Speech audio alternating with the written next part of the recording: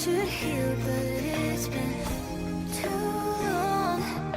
Couple months and I can't seem to move on. I can't seem to move on. I can't seem to.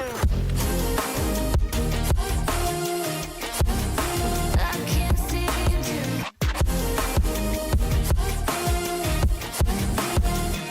Not that you're gone. I can't seem to. I can't seem to. Laying on my floor thinking about all the things that we've been through. From 24/7 to pretending like I never met you. No, it's all for the best, cause I know we're a mess every time we're together. Going out of my mind and I wish I could lie, tell you that it gets better. Now that you're gone, they say time should heal, but it's been too long. Couple months where I can't seem to move on. I can't seem to move on. I can't seem to.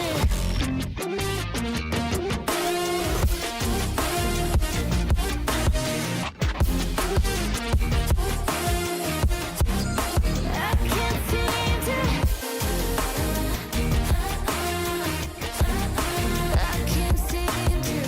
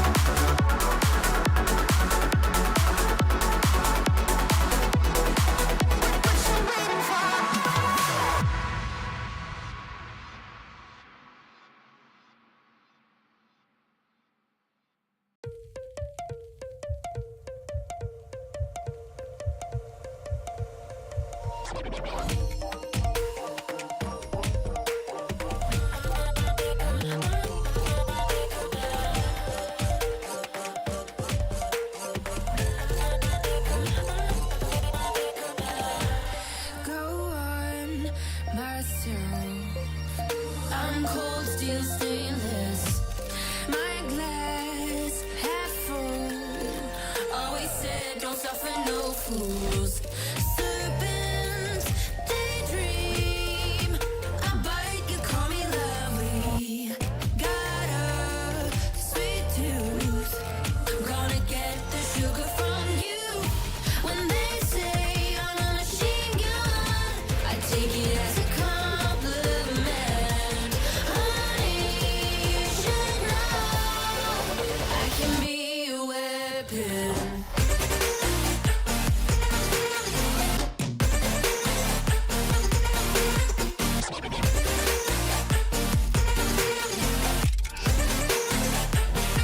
I can be a weapon.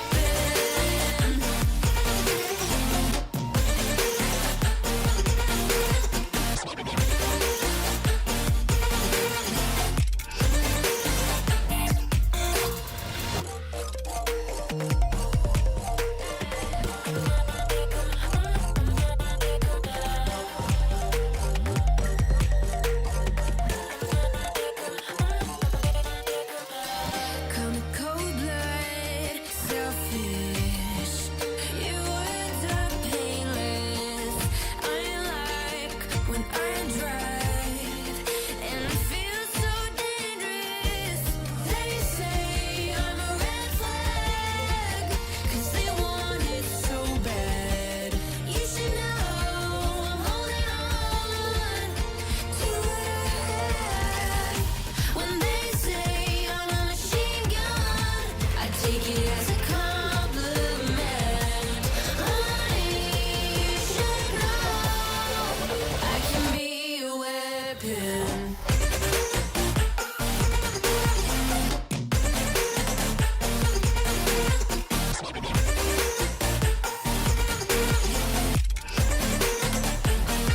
I can be a weapon.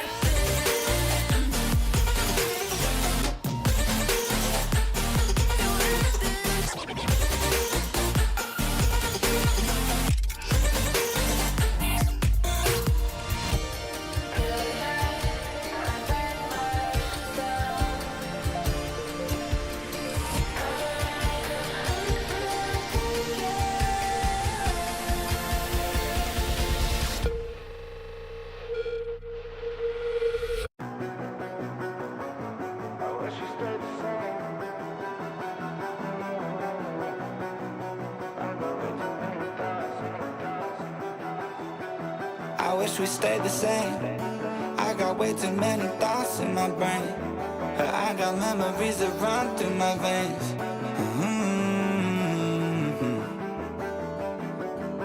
I'm not one to blame, but I could point out every way that you changed. Some things stay up while others go right down the drain. And lately we've been going down in flames. You'll still have common days. Put off your term papers till the last minute. Eat cold pizza right out of the fridge.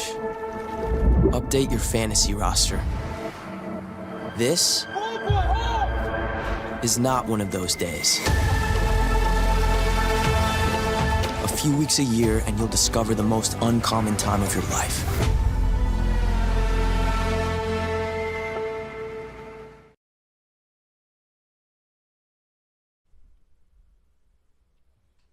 Hello everybody and welcome to another fantastic day of NECC National Competition. We have two games that we're going to be looking to highlight today for the Overwatch side. We got one from Division 8 that we'll be starting with, and then we're going to close it out with all the way up in Division 2 for the end of our day. And this is kind of what the entire year has culminated into, Jesse. Yeah, we're fully in Nationals right now. We got one more week after this. And then, of course, the LAN for some of the top teams at NECC in 2 weeks in San Antonio. But this is a great spot here for the Nationals. You got a lot of these teams now from separate divisions who don't typically get to play against each other. Now get to see who's better, whether it be the East or that West Central division.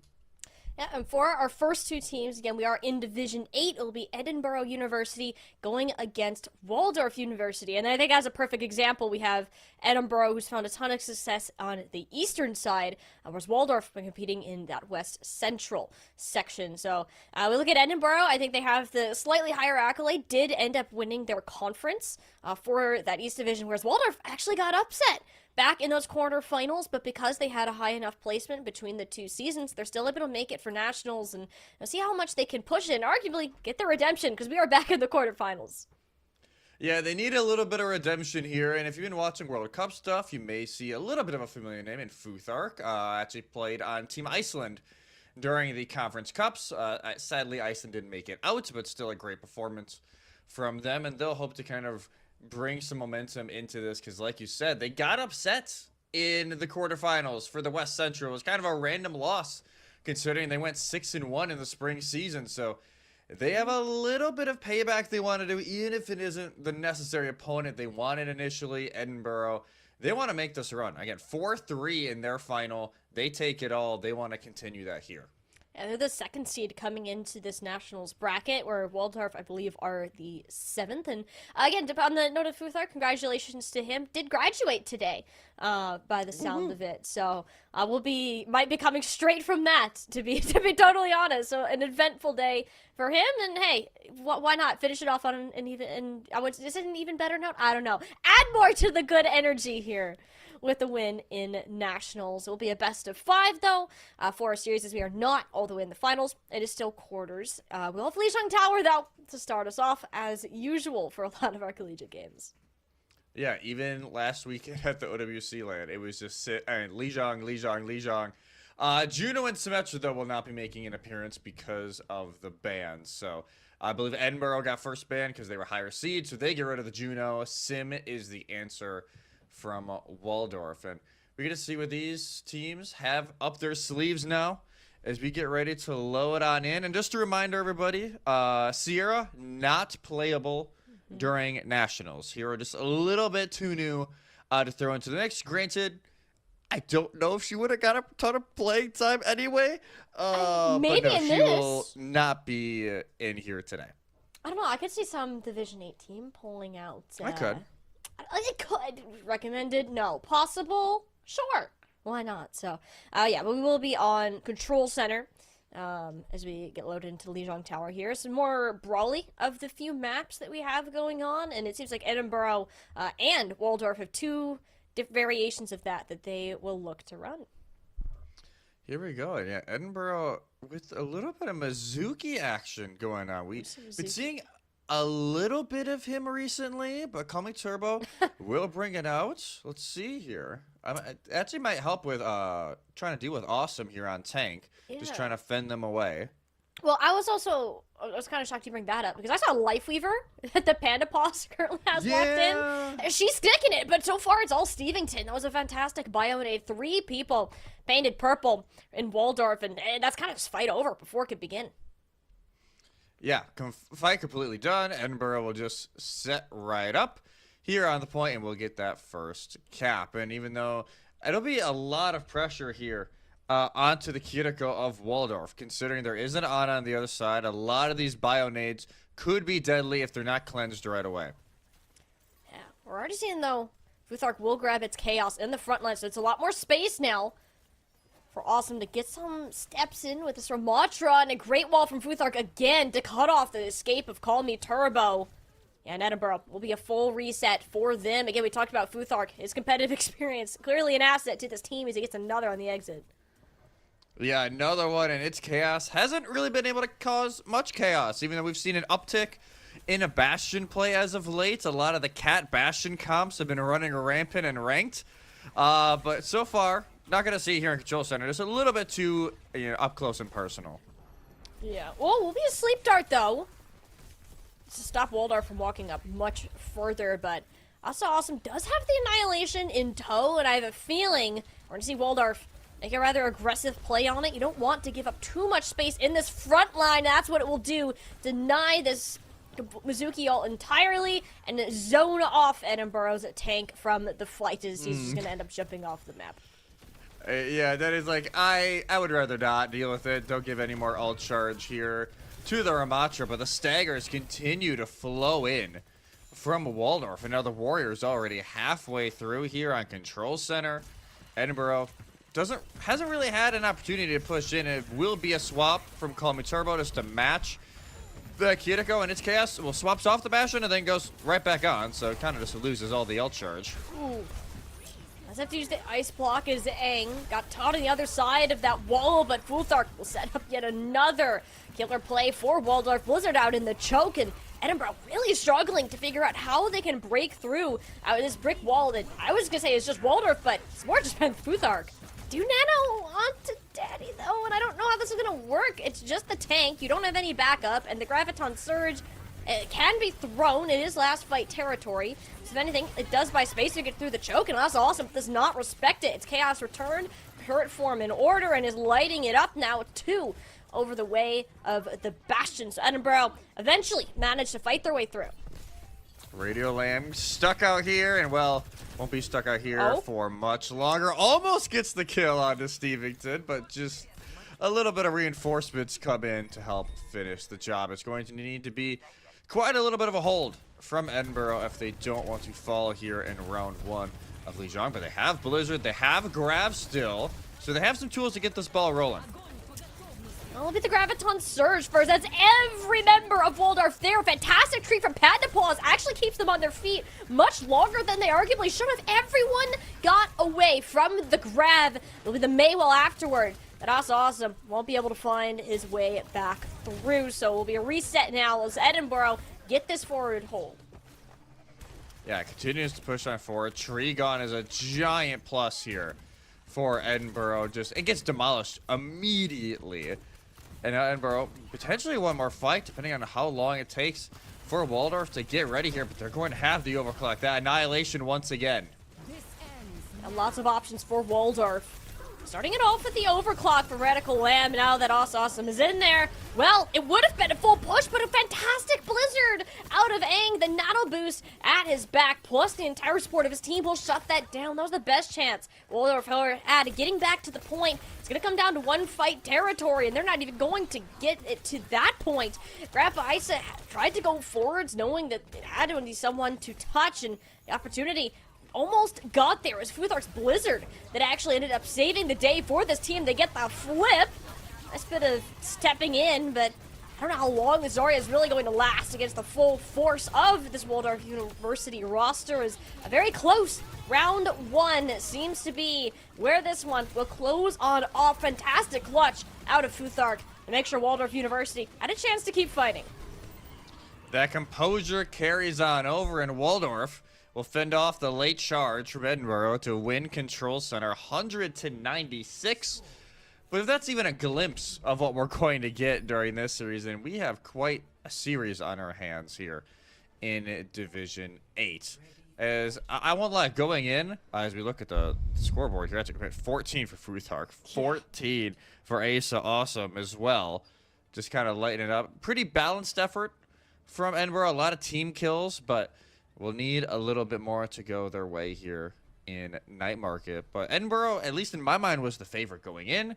They have, that great result at the end of the spring playoff. Waldorf looking for a little bit of revenge, and it seems like the revenge is starting to be served, but obviously a long ways to go. Yeah, and again, I think Futhark has done a massive play in how that has gone, and he's actually going to swap over to the Fora for the time being. There's no real answer to that on the side of Edinburgh, and unless you're kind of putting its chaos on that, but for the Bastion, that's just not a priority you want him to have. Even Aang ran back to the spawn just to swap to the Soldier 76. Yeah. Aang wants nothing to do with this far with no hit scan, and so at least have some sort of answer here from Edinburgh. As much as its chaos can sometimes line up those shots, a little bit more of consistent range is going to be nice. Immediate first cap from Waldorf due to Edinburgh kind of waiting for that swap to come in. Yeah, which it will help them out once they can kind of start taking these fights. And without the Mei, this is a bit harder for them to push in, and it does give so much more space for Asa Awesome here. It just exists, not as worried. You throw up a shield in front of its chaos and actually gets all of his health chunked on through. That was the combined efforts of Futhark and Radio Lamb. with this DPS duo of Waldorf. Not that fashion though, Edinburgh. Just haven't quite been able to take the angles. They've been playing mostly in this midpoint. That's exactly where Waldorf want them. Yeah, Waldorf are just content right now. Just sitting here on point. Allow Edinburgh to try and find a way to push in. You don't have a lot of pushing power with just the Zarya. There is no shield. There is no wall from a Mei to help get you through this choke. You're counting on one of these off angles to reap some results. Yeah, perfect example of that. Aang sprinting over to the side. Can just panda pause. Off guard there, so without her, it'll be hard for the rest of this team to sustain as we see the kills start to pour on in now for Edinburgh University. Great start for that for Aang. Yeah, it's a solid hold, though, from Waldorf. 60% off really just one elongated fight. So that's one you'll take all day long. No ultimates used from either side, but now 4 for Edinburgh. And only 1 right now for Waldorf, but 4 soon to come. This could get messy. Yeah, Graviton plus Bastion is a recipe for success. And the only thing that Edinburgh really need to win that fight and send Waldorf back, they didn't even have an opportunity to react. No, that cleanse, yes, it helps you for maybe strike 1 of the artillery strike, not 2 and 3, and the rest of the damage coming in from that Graviton Surge, so it's just an easy wipe there for Edinburgh.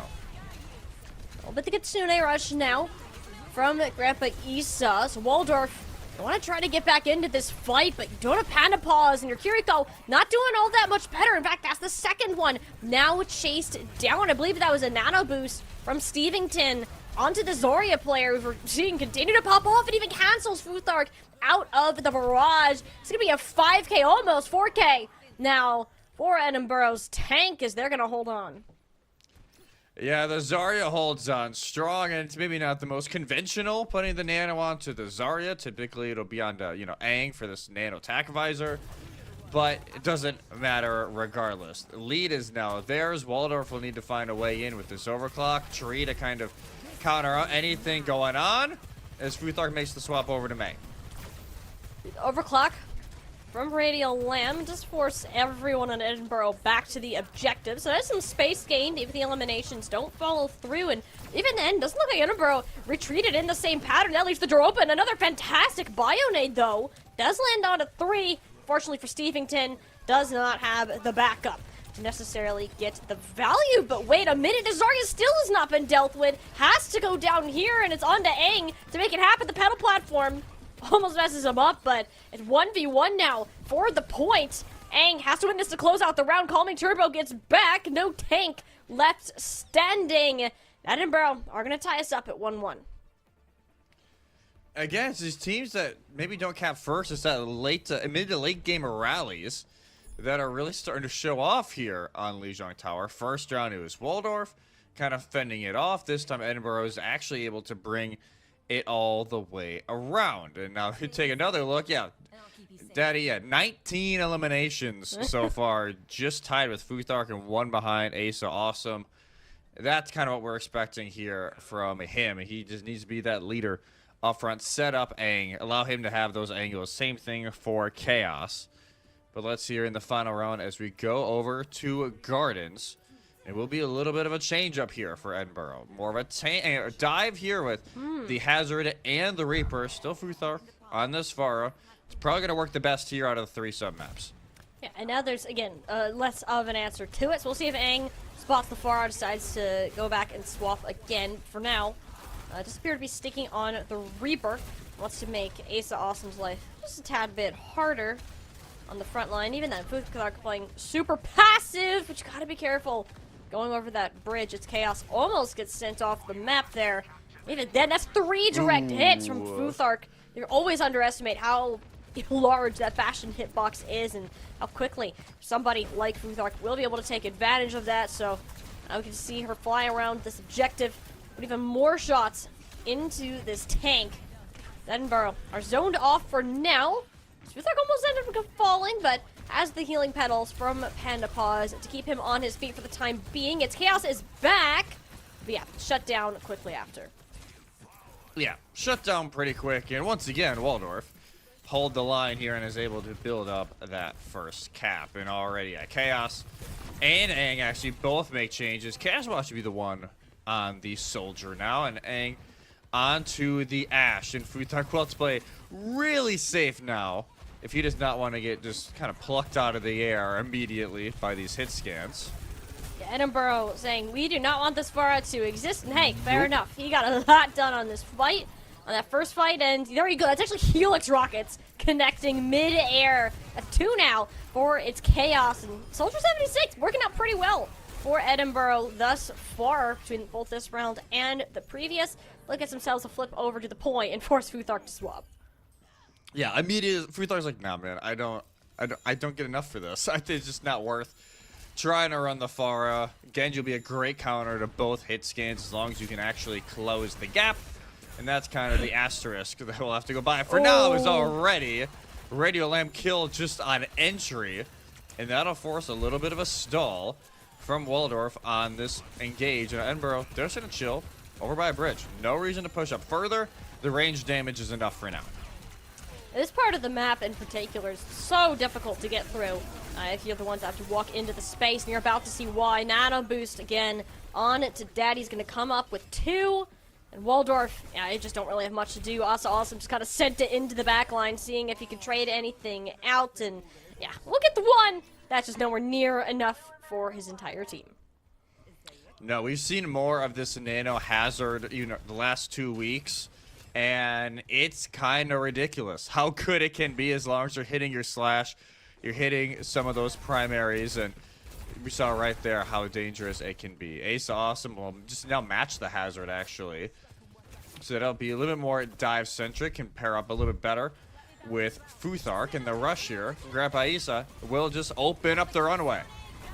Call me Turbo, though. Very fast to respond. You have to be with the Kitsune rush, but perhaps not fast enough. It's a sleep dart on the other side, though. Great setup by Stevington to make this fight happen. It's Chaos. Wraps around on the flank with attack visor. So that's scrappier than Edinburgh wanted it to be. As these Hazards duking it out more in the front line. Grandpa Isa has the support for Asa Awesome on that front. I mean, 90% now for Edinburgh. Aang tosses the Bob in onto the point, I believe, just to buy a little bit more space, make Waldorf uncomfortable, which, yeah, that job is complete. They almost get through this tank. No, we'll hang on for dear life. As Waldorf University, they started this one off strong, but these back 2 rounds, Edinburgh looked so much in control, and they'll take away our round of control and start up the series 1-0. The fact that he lives throughout that entire thing, I was kind of waiting like, oh, where's the damage? Where's the punish? It just never happens. He just continues to live, gets the play of the game for it. In Edinburgh, after kind of a rocky start over on Control Center, once you get to these more dive-centric, more wide-open maps of Lijiang Tower, is able to get it done. And it's a nice 1-0 start here for the number 2 seed in Division 8. And sometimes that's all you need, right? Even if it is a kind of a rough start to the map, they did have that late run on Control Center, just couldn't finish it off. And fighting back, again, that's what you get when you have a 4-3 win in that grand final. You know how to get back up from some of those knockdowns, and that was a great showing there. I have a feeling these bans will also be pretty impactful for how our series goes on. We're seeing a lot of May, and that could just be a Lijiang Tower thing. Yeah. But there's like other maps, especially in this pool, that I think are going to have more impact. I think Futhark by far, we saw a lot more from those May walls, and even a little bit of the icicles. And then the opposite side. If it wasn't just the main point of focus, I think from Edinburgh here, I think this result could look a tad bit different, which is also why I think as we got into those latter rounds, we got to see more and more of Edinburgh shine. So let's see what goes on now that the map pick and first ban are in control of Waldorf. I think they had a lot of good strong points. It just seemed that they were getting caught off guard on a lot of these rotations and kind of struggled with some of the staggering picks at the start. Yeah, the staggers were brutal from Edinburgh. Just always wanting to push up, trying to catch one of those squishies out on that initial rotation, and that'll be something that if Waldorf want to win this, they have to pay attention to that. They've got to make sure they clean up some of those entries because you can't lose the fight right away before it even starts. Like that, you're just giving free fight wins over, and Edinburgh is a team that's not going to, let that go unpunished. But let's see here what we would like to go In a map 2, obviously hybrid, escort, flashpoint, push, all available here. Doesn't need to pick a specific map type. So if they want to go more of the rush, obviously probably running it down, whether it be a Suravasa. They could go basically any push map. We have a few of more of enclosed hybrid escorts, but maybe not as much as they would maybe want. But maybe that's the reason to go to it. You try and take away some of these dive or poke heavy escorts, and you just pick the one that you're most comfortable with.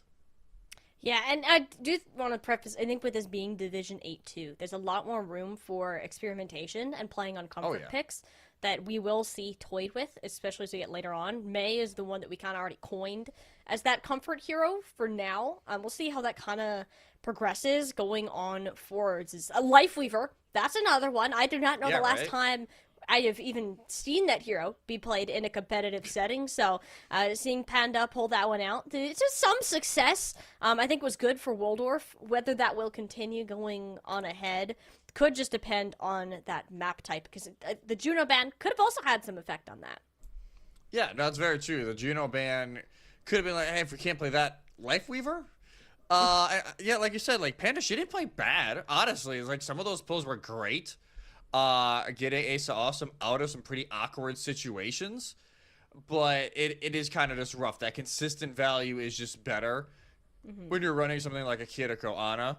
So we'll see here as the series goes on. Maybe that's just a Juno player that had to pivot to something else, or what that is going to end up being here for Waldorf, because it's not like spring season. Like, oh, if we get enough points, we're fine. If you're Waldorf, you get upset in the quarterfinal, but you still make it here in nationals. This is the last thing. Like, if you lose here, you're done. And for a few players, like Futhark, who graduated this weekend, this is your collegiate career done. So obviously a lot on the line here for these teams here in the nationals. Yeah, lots to think about, and hopefully that pressure isn't too much, I think, on these players' shoulders, because that very much will affect performance as this goes later and later. And again, with Division 8, I think you're going to see either a lot of new teams or a lot of teams with newer players to the game. So they're kind of learning about more the basic fundamentals. How can I play with a team? How can communications go through? It does look like Waldorf did communicate their map type to us, though. They will be going to Esperanza for the push selection. It tends to lean a little bit more poke and dive friendly. Yeah. I say poke in terms of like stick your DPS up on the high ground, but not like don't play Sigma thing. But Bastion and Hazard bans, those check out. I'm not gonna. I would say the Hazard ban for Waldorf for me is like, guys, we can relax. We don't need more than Nano has. It's fine. It's enough. The Bastion's a nice counter ban, obviously something that Waldorf tried to pull out a few times. But didn't necessarily work out. I could see a return of the Pharah, maybe, but it's also a very hit scan friendly map. So if we do see, Futhark back onto the Pharah, it could be a very quick swap off if the counters do pop up once again from its Chaos and Aang. Yeah, we didn't really get, I'm trying to recall, we don't really have any Diva. I think Hazard was the only tank that we really saw that was more dive-esque for that round. You can absolutely make a Zarya or a Hazard work here, depending on what our two tank players are feeling out. But it's more so, I don't think this is a main map for Waldorf. It seems very unlikely that you would pull it out, or if you do, it just seems hard to get value. So they will be making quite a few swaps. We do have the Juno there for Call Me Turbo. But for now, it does seem Panda Paws. She will be sticking on that Lifeweaver. Yeah, Panda Paws still on the Weaver. Grand Paisa, the Kiriko as well, but it's Asa Awesome on the Junker Queen to start off. Junker Queen has kind of been, I don't want to say extinct in the meta for a long time, but this is one of the few maps where it can theoretically work. This is, it's a very odd tank matchup here. Edinburgh will just try and dive the backline of Waldorf and hope they can get enough kills before Asa Awesome just runs it down mid and tries to get somebody slacking. Yeah, but it's this Winston, I think, just gets so much value of jumping into the back line and kind of splitting the team up. Problem is you can't stick around too long, which is kind of what happened for Edinburgh.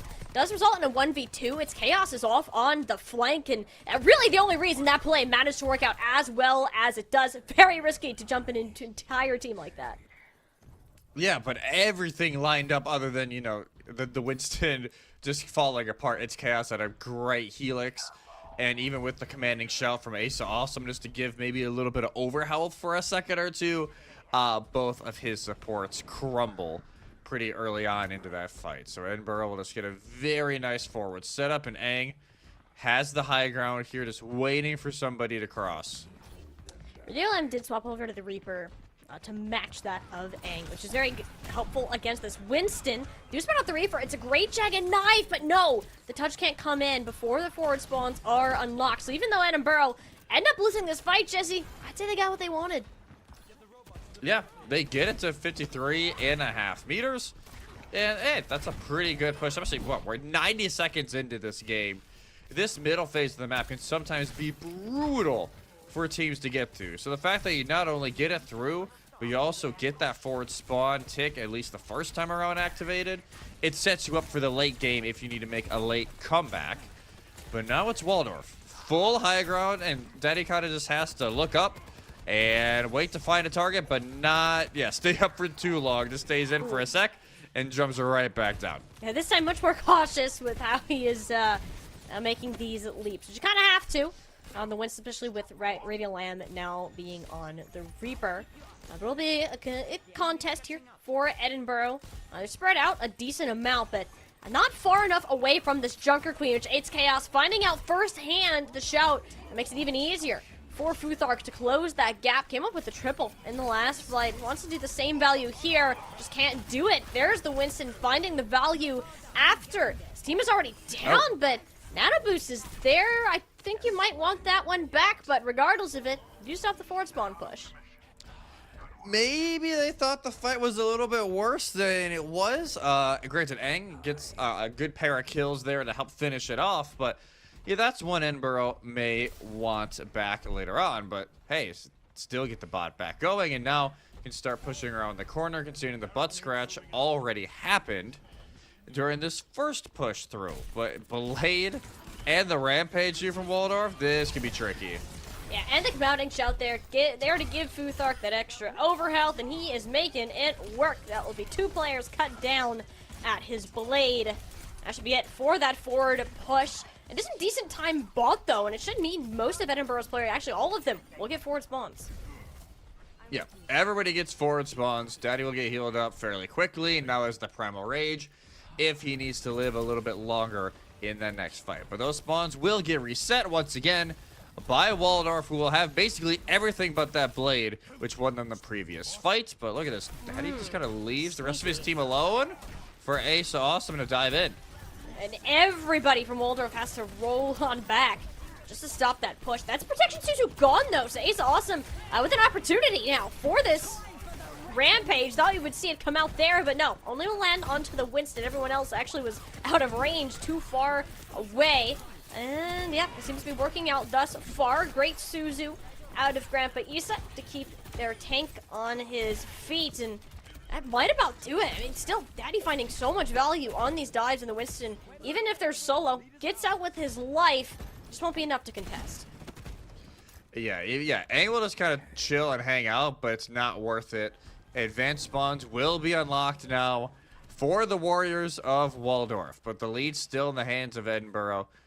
It won't have Primal. Everything else still there, but this Kitsune Rush from Grandpa Issa could force a little bit of reset. Ooh. Actually, this would be the other way around. Call Me Turbo pops his out first, and Grandpa Issa didn't even have the time to consider about using it, but actually is going to try to catch them off guard on the front, coming up with a Death Blossom, and that's 2. Melted it down into the earth. About that halfway point in our push round of Waldorf, they want to take the lead here and now. Ooh, yeah, and the Winston just stuck a little bit too far behind, and Waldorf will continue this push. Great little counter punch, but now Aang doesn't want to give this up yet. Everybody's just a little bit too far away to get anything done. Stevington's like, buddy, I believe in you. Aang was like, all right, I don't know if I believe in myself in that moment, but it does work out. You do get Radio Lamb with the help of Stevington after that play ended, and it does prevent the lead from going over. So all things considered, as shocked as Aang looked to have that ult, It is more time bought. Will be a second Rampage out now, but that one, Call Me Turbo, had the Protection Suzu available for. So that one is cleansed, and a Blast Asa Awesome into tomorrow. Edinburgh maintain their lead. What a little gamble there. Even if it didn't get the kills, it allowed enough time for the rest of Edinburgh to return to the fight. And Grand Paisa will actually not get forward spawns. Granted, it's not the worst situation for them. It'll just delay a little bit of this fight, but no cleanse for this. Nade into the back, which is great because Stevington did give his life to set up that play onto Panda Paws. Lead maintained and forward spawns recapped for Edinburgh. Looking for even more players. DPS line is down, and Waldorf, once again, have to look to Futhark to get this point back going. Yeah, Ace Awesome just has to jump off the map. Grand Paisa stuck in no man's land, and now Edinburgh will be able to build this lead up. And now Waldorf will need some sort of lifeline to avoid this comeback to fully collapsing here on Esperanza. Dragon Blade wasn't last time. Futhark got a ton of value before. Commanding Shout does help. Sleep Dart is there, but no, blasted across the back. Nobody else from Waldorf was out of position to really support the Genji as he used the ultimate, and that will come back to bite him. Edinburgh around the final corner now, at risk of a full capture. I say at risk. It's almost a guarantee where this payload is at. Yeah, it is the victory march here on Esperanza. There will be a touch here, but for how long will it be? Futhark does get out, and Grand Paisa shuts down their Kiriko counterparts. I wouldn't say it's over quite yet, but Daddy's just getting so much done on this Winston. God. Beautiful combo on the melee. Just using every single way that you can commit murder with Winston in this one play. Beautiful. Love to see it. Nano boost there. That one much more reasonable for Stevington. And that'll be the full cap out of Edinburgh. And one map away from moving on to top 4 in the Division 8. Yeah, that was a roll from Edinburgh. As soon as they got going during the back half of this map, there was nothing the Warriors could do to stop it. And this is just a fantastic performance right now from the Fighting Scots. They're the 2 seed, do not want to be upset like Waldorf was during the spring playoffs, and now hold a 2-0 lead into the quarterfinals of Division 8. And there were some great things there from Waldorf. Honestly, the first 3.5 minutes or so, this Junker Queen comp looked pretty good. And then Daddy kind of just took over the server. I won't lie. Yeah. It was a lot from him. Both DPS kind of getting some early damage or cleaning up a lot of these initial dives from the Winston. And everything was on point here from Edinburgh to go 2-0 up.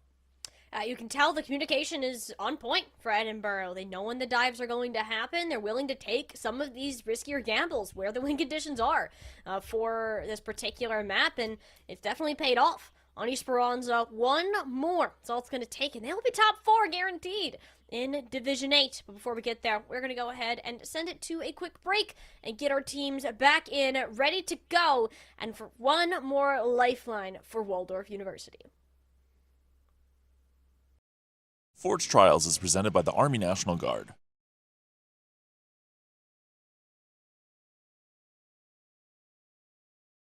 But if I'm honest, I get in my feels when I want you. Say you feel it too, I'll haunt you. Hold on till I'm lost in the nirvana. But if I'm honest, I get in my feels when I want you. Say you feel it too, I'll haunt you. Hold on till I'm lost in the nirvana. But if I'm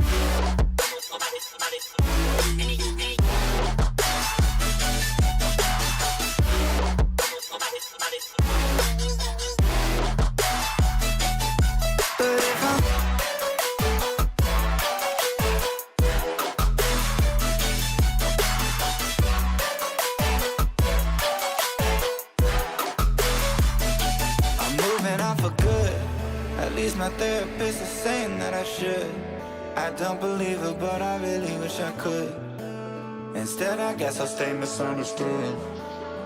Oh, 'cause I'm stuck now, just trying to figure a way out. I've tried but can't seem to slow down. I don't know if I want to.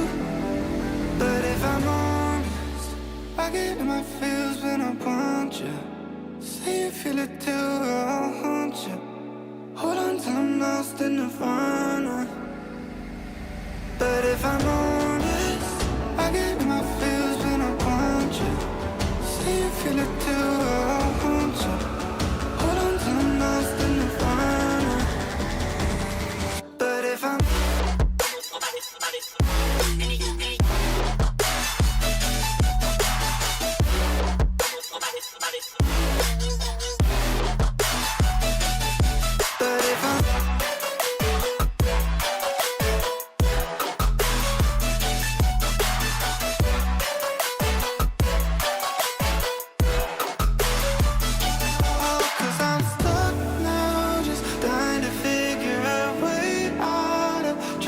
can't seem to slow down, and I don't know if I want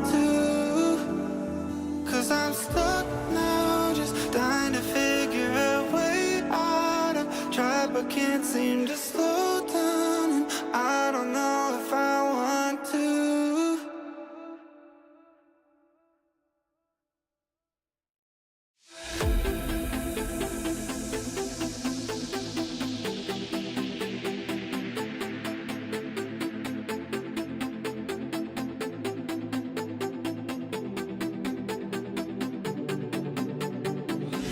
All I seek to find is a world that's mine. Need a place to hide. Will you free my mind? Following the light of a world that's blind. In your eyes I see there's a place for me.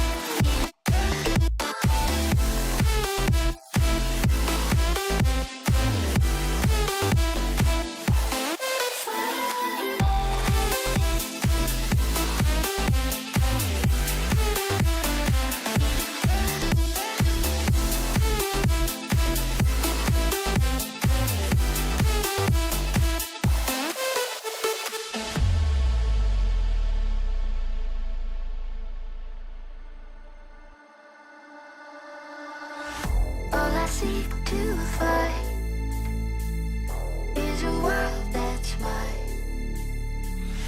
Need a place to hide. Will you free my mind?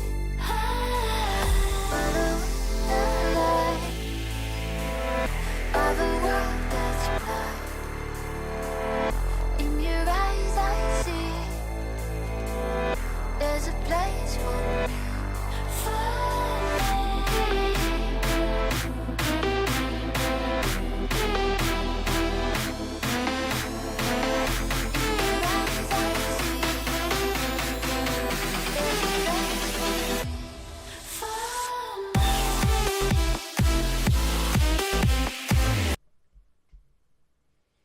Welcome back to Division 8 Overwatch Nationals. Edinburgh University up 2-0 and are almost ready to make themselves a top 4 team within the division. And Jesse, they've had a lot of things that have been going right for them so far. Waldorf, they only have one more shot to see if they can turn this bus around and prevent themselves from going out in the quarterfinals for a second time. Yeah, that'd be a little bit of salt in the wound here for Waldorf if they get knocked out in the quarterfinals again, but this time in Nationals where there isn't another opportunity to kind of get another punch back, try and progress further into the tournament. This is their final stand, and it's a reverse sweep. That is needed from the Warriors if they're going to push on through. But we have, obviously, a lot of options here still for them to try and make it happen. But, I don't know, Edinburgh playing excellently well so far here tonight. Yeah, absolutely. I mean, a little bit of a rocky start, I'd say, to Lijiang Tower, but since then, pretty lights out, even full capping on our last round of push for Esperanza. 2.5 minutes to go, which is not something you do often on those types of maps. So kudos to them. It's working out, and let's take a look into exactly why that might be working out for them with our uncommon traits. For Edinburgh University, Deadly Dice, I think that's what really stood out for us on Esperanza in particular, with the Winston, the backup of the Reaper, was going on there. Counter swapping, there was a ton of that was happening back on Lijiang Tower. That shut down Futhark, especially on that Pharah. And leg day, flanking soldier has been a staple of this team's playstyle. In every turn today, both DPS players having a turn on that one. So it seems that Edinburgh have a very good idea of how they like to start these fights and cause some chaos for their opponents. Yeah, everything's been going right. It was honestly kind of hard, especially for Edinburgh, for us to pick just 3 things, because everything, it feels like, has been going well. But on the other side of the coin, Waldorf wanting a little bit more to go their way. And here are some of the traits we think they will need to go forward. Walls up, maybe just a return to the rush, right? Utilize that Mei, go back to the Ramatra, try and build up this rush comp that was so good earlier in Lijiang Tower. Set the tone. Feels like a lot of these fights, they are not deciding when and where. They're kind of just going at whatever pace that Edinburgh wants. We're hoping to see a little bit more of that here on the opposite side if they want to stay in it. And then all in on Futhark. Been probably the best player tonight so far here for Waldorf. So gotta make sure, hey, put in resources there if you need it. We've already seen it a few times tonight. He can single-handedly bring some of these fights around. But these uncommon traits are brought to you by the Army National Guard. The uncommon is calling at nationalguard.com. And let's see here if Waldorf can call us to a map 4, or if this will just be a clean sweep here in the quarterfinal. Yeah, last map pick that they will have, and they are going to like to go back to Midtown. And I think there is a lot of potential for the Mei on certain parts of this map to come back in from Futhark. Whether that will be the case or not, we'll find out. But it does also eliminate the Winston, I think, for the better part of these objectives, from what I'm thinking. Maybe a little bit on second point, we could see it come out. But outside of it, I think it's going to be really tough to see that continue. But Edinburgh, they've already sniffed that one out. They'll take away the Mei, as Waldorf decided to prioritize the Ana from Stevington. And I think that's fair. The Ana's been excellent from Stevington so far tonight. So take away one of the maps here that's probably one of the best for Ana right now as well. So kind of keep that off. The Mei, that was a great counterplay here from Edinburgh. They know they want to go back to the rush. This first phase with the Mei wall on defense can be brutal to go through. So that's at least going to make Edinburgh's life a little bit easier on their attack, but they'll actually start on the defense first here for Midtown. So let's see what Stevington actually goes. We've just seen them on the Ana basically all day. So let's see what the pivot's going to be, and it might be this Life Weaver, but we'll see here. Obviously, they're in attack, and there's no defense. So yeah, they're probably just rocking this with kind of just an ultra poke comp. All right, the third map, third different look from Edinburgh. They've looked pretty solid, I think, on every composition they've tried so far. And I'm inclined to think the same way for this poke. I think Stevington taking a page out of Panda Paus's playbook, though, with the Life Weaver. I'm not too sure about how I feel about that one. I think on defense here, but I guess it can get you out of danger, especially if somebody overextends. Yeah, and this will be interesting because we don't see a lot of Domina as of late. No. That Dynamite, maybe just a little too early for me. But here we go. I think advantage to the Sigma here. Domina's kind of got roughed up in these last few patches, but it can definitely still work in a platform like this. Yeah, I think this is one of the few maps that we will see her be played in, or at least attempted. So I do think playing it into the Sigma is a bit rough, though. The Sigma's shield has so much more uptime than that of the Domina, and even as we see Asa also place it down again, it's going to be difficult for Waldorf to take this space a few steps at a time. It's chaos, though. Doesn't have the turret form to work with, and Waldorf, you can tell, they want to continue playing off of these poke type of comps, and already there we go. Futhark got his way around the flank and picked off 2. If you can set this guy up for success, my goodness, he will find it for Waldorf, and it's exactly what we were talking about in the uncommon traits. Yeah, if you can get this guy set up, Good things are going to happen. Yes, it's a very slow burn on the attack, but it does reap the reward. Cap on point A for Waldorf, and they will have over 5 minutes going into the streets phase. Deadeye already up for Futhark as well. Wild. On this point. I wonder, could you, and no, maybe you could find like a stray pedal platform from Stevington to go on, but I mean, who needs a Deadeye if you're just going to hit the shots in the neutral? This guy, very few misses with the Cassie, and being down, it's chaos. You don't have the same poke potential, and Waldorf much less scared when they're taking these small steps forwards as it's Edinburgh. We're struggling on the retreat, but Futhark bites off more than he can chew, ends up eating the rock to the face, and there goes the Panopticon as well. Daddy setting this defense up for Edinburgh as they were kind of bleeding out on the back. Asa Awesome almost stayed on his feet. It was a great Suzu. It won't be enough. Waldorf University will have to go back to the drawing board. Yeah, a decent push, but this is where a lot of teams are going to get stuck on this map. Is this kind of this bridge here, and this could get a little bit sticky. Daddy actually just, wants, it's actually a 2K from Stevington and the pullout, which Daddy wants more, I guess, from this hold, but may not get it. Just way too much damage out. Won't get any more eliminations. Actually just has to prioritize getting out. I was going to say, this guy that should have been gone a long time ago. Just if he's a lot more resources, but at least keeps his life in the process, which you needed. That gravitic blocks from Edinburgh. It's going to be your key point in winning this next fight and denying this first part of the push. It is solo onto Panda Paws, who managed to live. It was some healing from Grandpa Isa that came into the last second, while Futhark flanked around the back, but he just can't land the shots onto Aang. Will whip it right back around, take him out with a couple of arrows. Waldorf seemed to be stuck once again on the second point. Yeah, that slow walk-up style that works so well here on point A doesn't really work as well during streets. You have to commit to something, have to find a way to build that high ground control. That's a great pull out from Stevington. Eliminations is Waldorf just gonna opt to back off.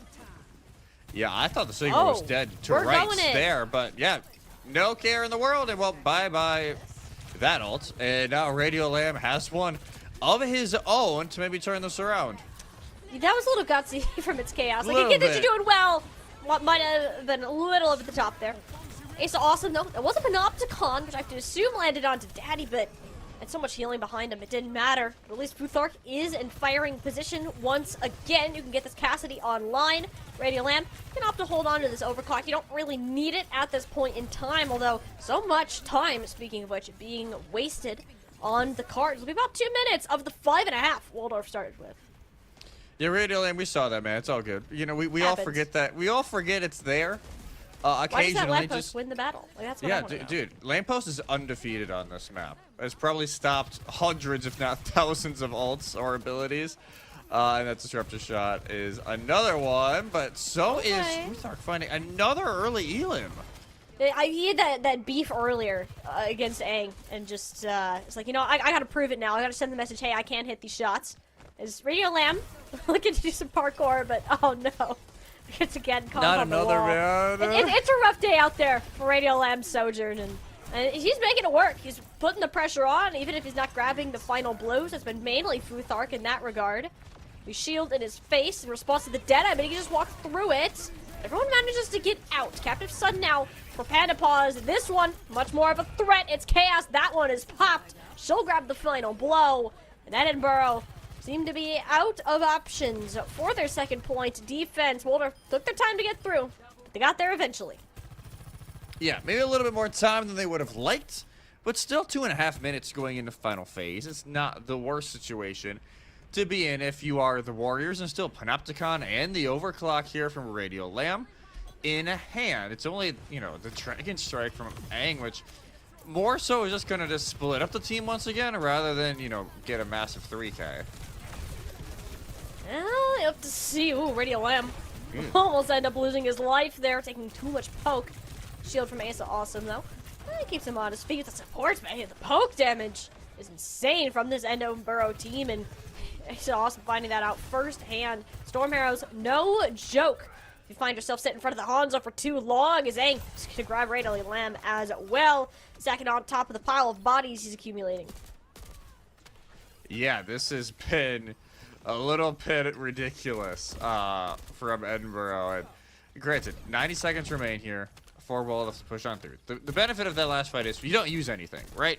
No ults used, so you have a lot to work with here during the next fight. But so is the override protocol from its chaos. We can just jump right over that shield from Asa Awesome. Edinburgh University, they only need to defend for a little over a minute here and have almost 5 ults to be able to do it. You're pretty happy about it. That is another Panopticon canceled. It's out. That's 2 for 3 now. And Daddy's managed to take away Edinburgh. They're going to keep the hold on, only using the Dragon Strike. Will be the tree out from Stevington, more as a stabilizing tool, and I think you're okay with that, just knowing the quality of the ultimate. But Radio Lamb doing a lot more than he should be. Look how far up Daddy ended up playing there, left the rest of his team exposed, and Waldorf, especially Radio Lamb, took opportunity of it. Yeah, maybe the tree at first was a little bit skeptical, but it actually worked out great as Asa Awesome will swap over to the Ramatra for the late counter out. Understand maybe the rush is a little more faster play style is what is needed here. Both DPS ults, maybe a late Captive Sun from Panda Paws. Ooh. That was a little risky territory there, but we'll be fine. This Ramatra, though, much more of a threat to the Sigma. Gritic Flux popped out of panic.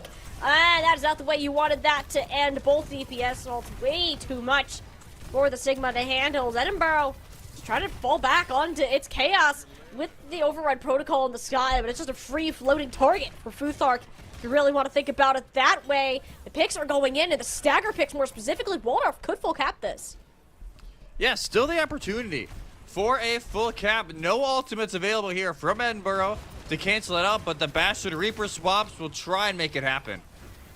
So much frontal damage. They do not want Asa Awesome to be able to exist in this front line, but it's more Futhark. You should be worried about this flank angle, an issue. Even Pandapaw is in the sky. She's going to come up with another 2 with her Captive Sun, and Waldorf find themselves with a full capture. If they wanted to keep themselves in the series, this is the way to do it. Bit of a bumpy ride on the way through this map, but the end destination is reached regardless. Now it's up to Edinburgh to cap this map. And granted, if they get over a minute, you're in pretty dire straits if you're Waldorf. We'll have to get a tie on this map to force a map 4, but then it opens up the possibility of a map 6. Yeah, look at that. 17, wow. 2, and 4 is a little bit wild, but you look at the other side, 18, 2, and 5, 19, 0, and 4 from Radio Lamb. So definitely the DPS of Waldorf trying to keep the Warriors in this thing. Yeah, we've seen a lot of great pop-offs from, I think, from Futhark, but can't underestimate the more silent impact of Radio Lamb on the Sojourn as well. So now that we see that these sides are swapped around, it appears that Waldorf will be starting on the same comp, but will keep Asa Awesome on the Ramatra instead of the Domina, which I do like for a much more stable pick on the defense, especially if Edinburgh return to the Zarya. Yeah, if this Zarya is held from Edinburgh, then it could make this a little bit more of a different complexion. Stevington on the BAP. I would say BAP's in an underrated spot, in my opinion, right now. You can pump out so much healing. I think the Immortality Field minor perk to make it 30% larger can be a great asset, especially for some rough corners like this. But it'll be a matter of fact of can the Zarya push through this harsh choke. I think he just used 2 bubbles standing in that disruptive did. shot to get the charge. All right, I like that, honestly. You gotta get the charge while you can. And I do think for Edinburgh, you want to get the Zarya online. Waldorf just could not figure out how to deal with it before. So we'll see how these rotations end up going. I always panic a little when I see teams roll out from this top side. Especially with the Ramatra, you can just kind of get collateral punches, which Asa Awesome already attempting to do. The Bastion form is gone. There's nothing that's really stopping Waldorf from pushing further onto this team if it's not the Zarya. Again, grabbing Panda Paws with a secondary Fireball things, has almost full charge, even at the cost of the Bastion. You're just not moving through this choke with Asa Awesome chilling here as much as he has. So Daddy's like, you know what, I'm just going to swap the positioning as Annihilation is already online. A minute into this hold. Speaking of holding, Asa Awesome really should hold the block up in front of his face with how much damage the Zarya is outputting. Does have this Graviton Surge close, but this is just not the angle to be going through. Before its Chaos has fully gotten back over to the team and his ult's online for Edinburgh, but as soon as they get their Bastion back, he falls again. Graviton Surge might be enough, though, to help close this one out. That's 2 down to the ults, both supports included in that. Edinburgh should be able to break their way through after serving its Chaos up as bait on a silver platter. Yeah, just eventually the top side push goes through, but like you said, not typically recommended on this map. Is several casualties on the way through, but the end result at least remains the same. It'll be a 45-second disadvantage going into Streets phase for Edinburgh. Still a workable margin. There's both support ults, maybe artillery strike and Bob soon from their DPS as well. Waldorf trying again, most of the team up on that high ground. Ace Awesome just chilling here on low. Real Lamb, a disruptor shot player. Something I don't usually say about Sojourns, but Radio Lamb, definitely, you know, to make a new term just for him. And how much value that ability has gotten, and it does secure Waldorf a lot of space up on this high ground, which is huge for both of these hits get DPS. Yeah, a little bit of some firing shots from across the way between its Chaos and Radio Lamb, but again, that lamppost once again kind of blocking a lot of the output here. It's a term we use in Rocket League a lot. We call it MVP, most valuable post. We don't usually use it in Overwatch, but I might have to reconsider if that lamppost continues to just exist as it has. Futhark, though, had enough of it and just decided to go into the enemy team, which as a Cassidy, also not recommended. Does pay for that with his life, as Edinburgh should be able to get a little more progress off of this. Yeah, it's just a reset called here by Waldorf, and yes, Radio Lamb will be staggered out, but there's still a lot of time for this cart to go through the underside of the Midtown Tunnel. Plenty of time here for Waldorf to get set up for another attack, and another defense, I should say, with 4 ults in their pocket. Just get 9 total between the two of them, but this Graviton Surge is one that you cannot figure out an answer to, especially with the artillery strike laid on top of it from its Chaos. Edinburgh will just always have this unanswered wombo combo on their side, and it will get Edinburgh the point this time, and they have 4 minutes just to build up another one. And oh my god, another stagger on a Radio Lamb. That's just rough. Only the 2 ults from that combo used, still 3 on the board, but because of how quick that last fight went, the only thing that was used was Grandpa Ace's Kitsune Rush. Everything else here from Waldorf that they had going into the last fight is still here, and this Deadeye from Futhark should be built up relatively quickly. It will be a good, you would honestly like to end this Kitsune Rush to try to stop Edinburgh from pushing forwards. Instead, they're going to attempt to use the Captive Sun for, but no angle, rip her head off mid-air. And Futhark, though, that is a fantastic trade, especially with Asa Awesome popping that Annihilation. If it wasn't for that headshot right there, we would be seeing a much different outcome. Yeah, it'd be a very different fight right there, but instead it gives Waldorf time to reset with 3 minutes to spare. But again, they want to try to at least get this to under a minute so that Waldorf can guarantee themselves a push of their own in overtime. Yeah, they have a lot to work with. Ideally, I think you want to get Waldorf to use as many tools as they can, which granted, they don't have a ton. It's awesome, though. Oh, narrowly able to get around that, or rather couldn't get around that corner. Just having the Bastion through the Ant Matrix, too much for anybody to handle, even if you have the block to work with. Edinburgh, they're going to keep moving on, and Jesse, I see a certain combo about to be online again. Yeah, the grab artillery combo is almost here. Bob is still around as well to get that final touch, but they may not even need it.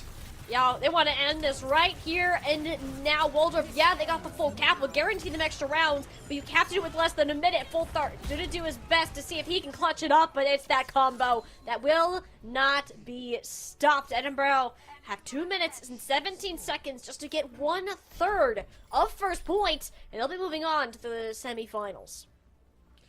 Granted, it took them almost 2 minutes to push through Subway last time on a time. Oh, you're right. Wait a minute. So if they try and go on up through Subway again, then it's really only a one-fight territory for Waldorf. But knowing the situation, maybe Edinburgh will play it a little bit differently. But Waldorf, they knew what they had to do, wasn't able to do it that time, and now need to pull something out of the bag to get us to a map 4, but that is a crazy stat line from the Zarya. Yeah, 37 Oh my and 5, God. 21,000 damage, almost as much as both DPS combined, which is not something that I thought I would be saying today. Granted, playing the Zarya, I think is front of Asa Awesome, who just kind of wants to exist in front of you, definitely helping with the damage numbers. And regardless of that fact, I think you're pretty happy if you're Edinburgh right now, knowing that you can't technically lose this map. It's for Waldorf. I don't think their back could be any more up against the wall than they already are. They're going to run it back with the same thing that they tried earlier. But I think at this point, if you're Edinburgh, you want to end this now. You don't want to give Waldorf that hold that'll bring up the momentum, bring up the vibes. So you want to end it right here in a clean 3-0. But one benefit Waldorf does has is that everybody spawns in with both perks right away. And that can be a giant help, especially to Panda Paws and Asa Awesome. Oh, we're doing it. We're Are we doing it. We're doing it. Please. Okay. No, it's just funny because I have a clip in my casting highlight reel from almost, I think, 3 or 4 years ago now, when this map first came out, of saying, do not walk through this tunnel under any circumstances. And I feel the need to recreate that moment because I'm seeing this happen again in Edinburgh. Unless they can break through this quickly, I see this going very, very wrong for them. Which, they're fine until the Zarya bubbles wear off. They were fortunate enough to get a pick on the Panda Paws first.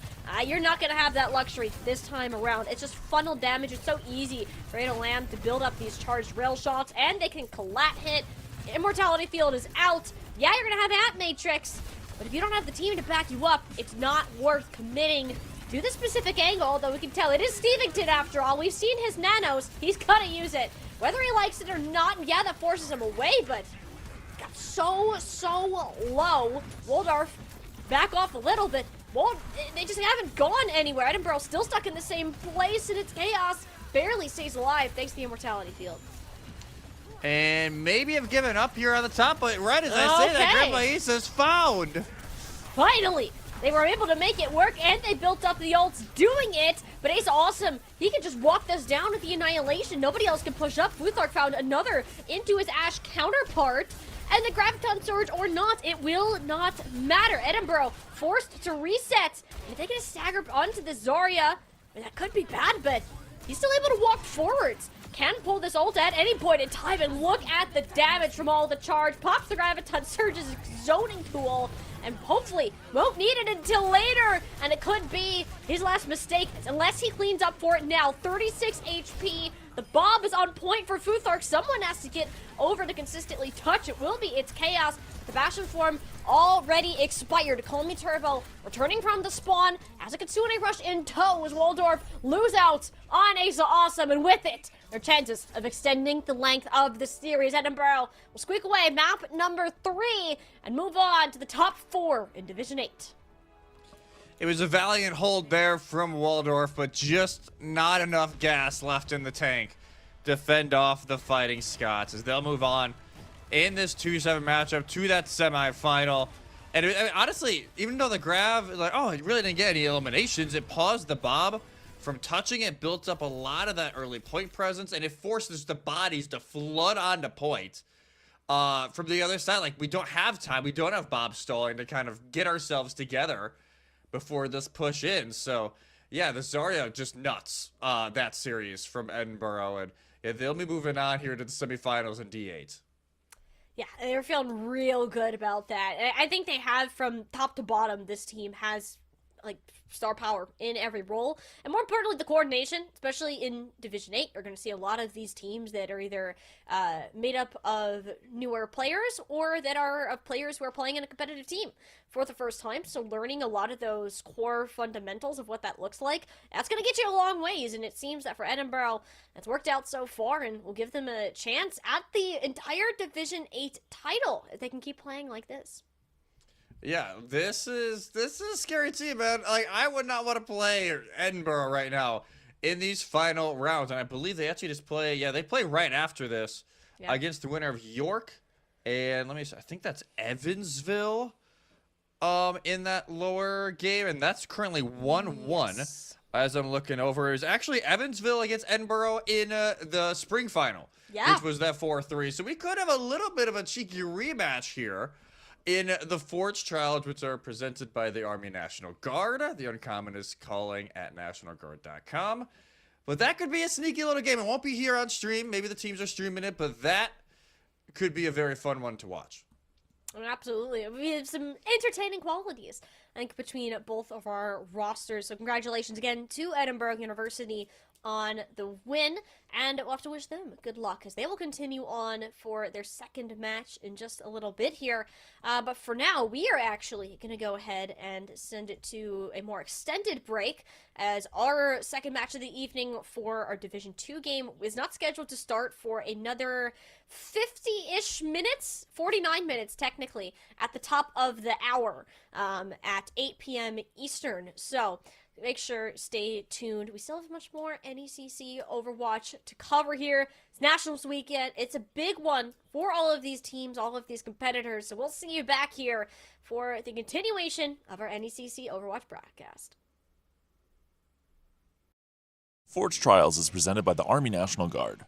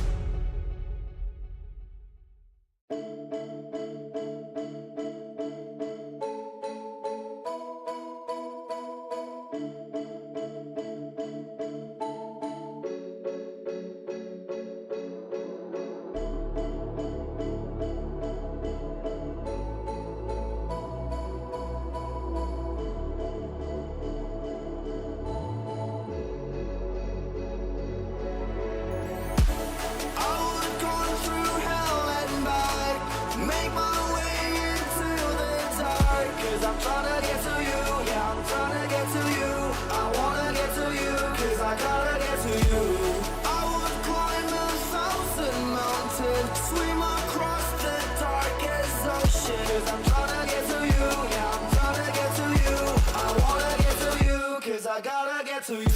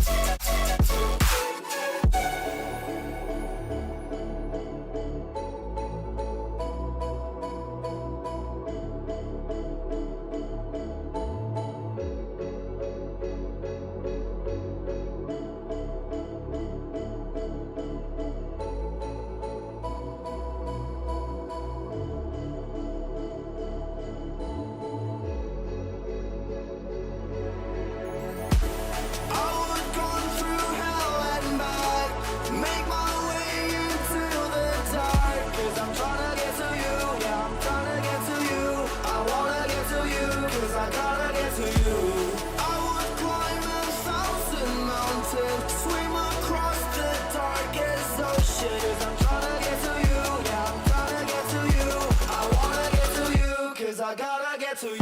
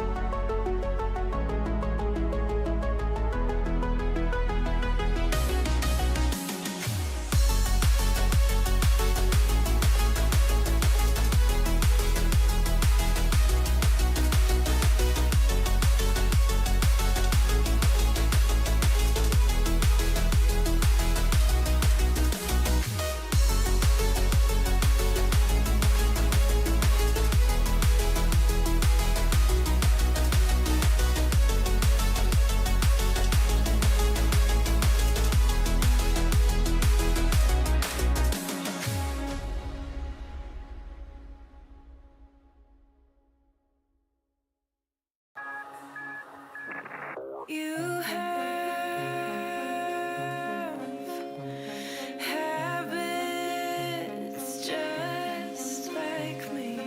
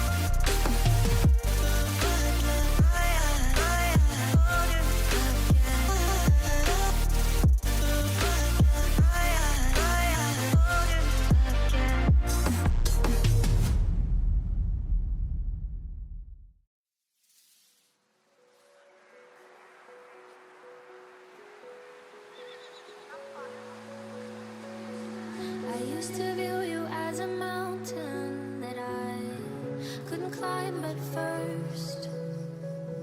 But I've only stumbled over diamonds, and I no longer fear the worst.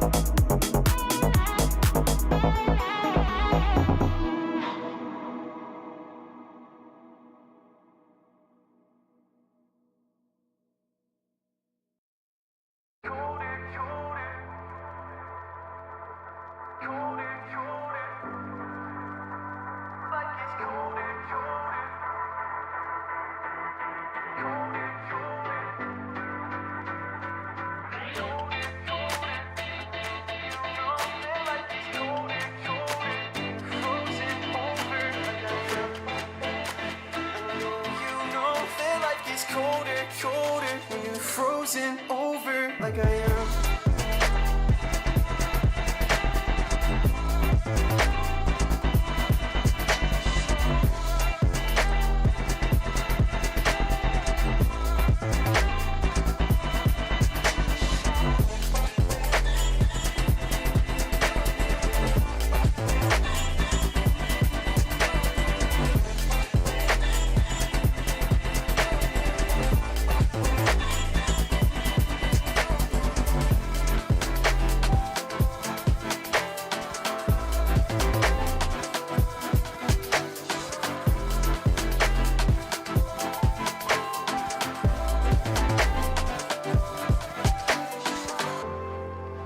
Well, I know you know that like it's colder, colder when I'm older, older than I am.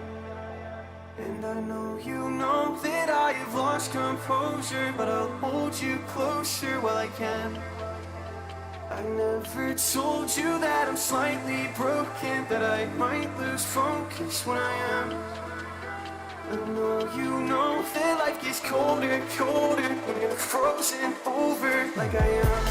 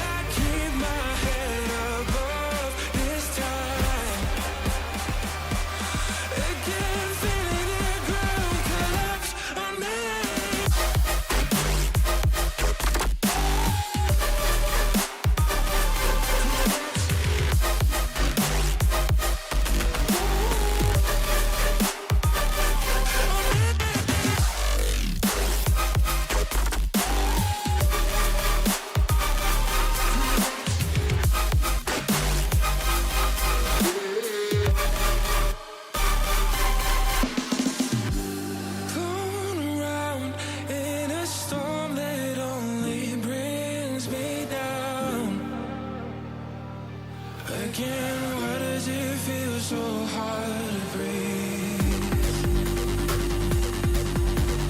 Why does it feel so hard to breathe?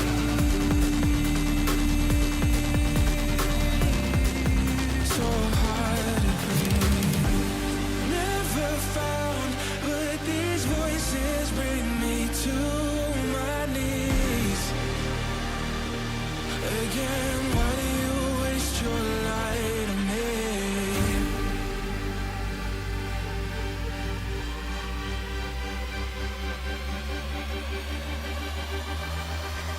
Again, feeling the ground collapse on me.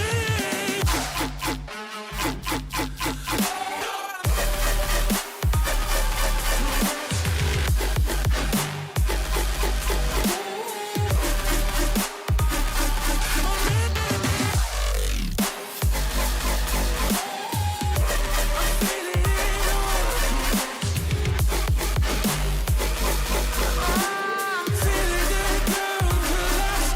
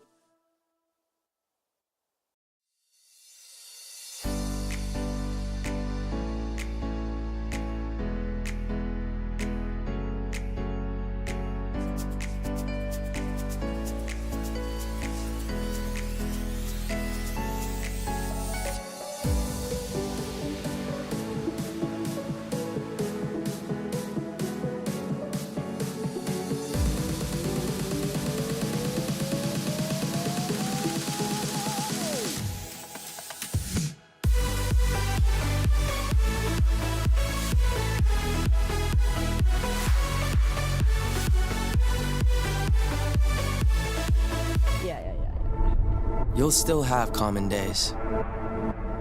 Put off your term papers till the last minute. Eat cold pizza right out of the fridge. Update your fantasy roster. This is not one of those days. A few weeks a year and you'll discover the most uncommon time of your life.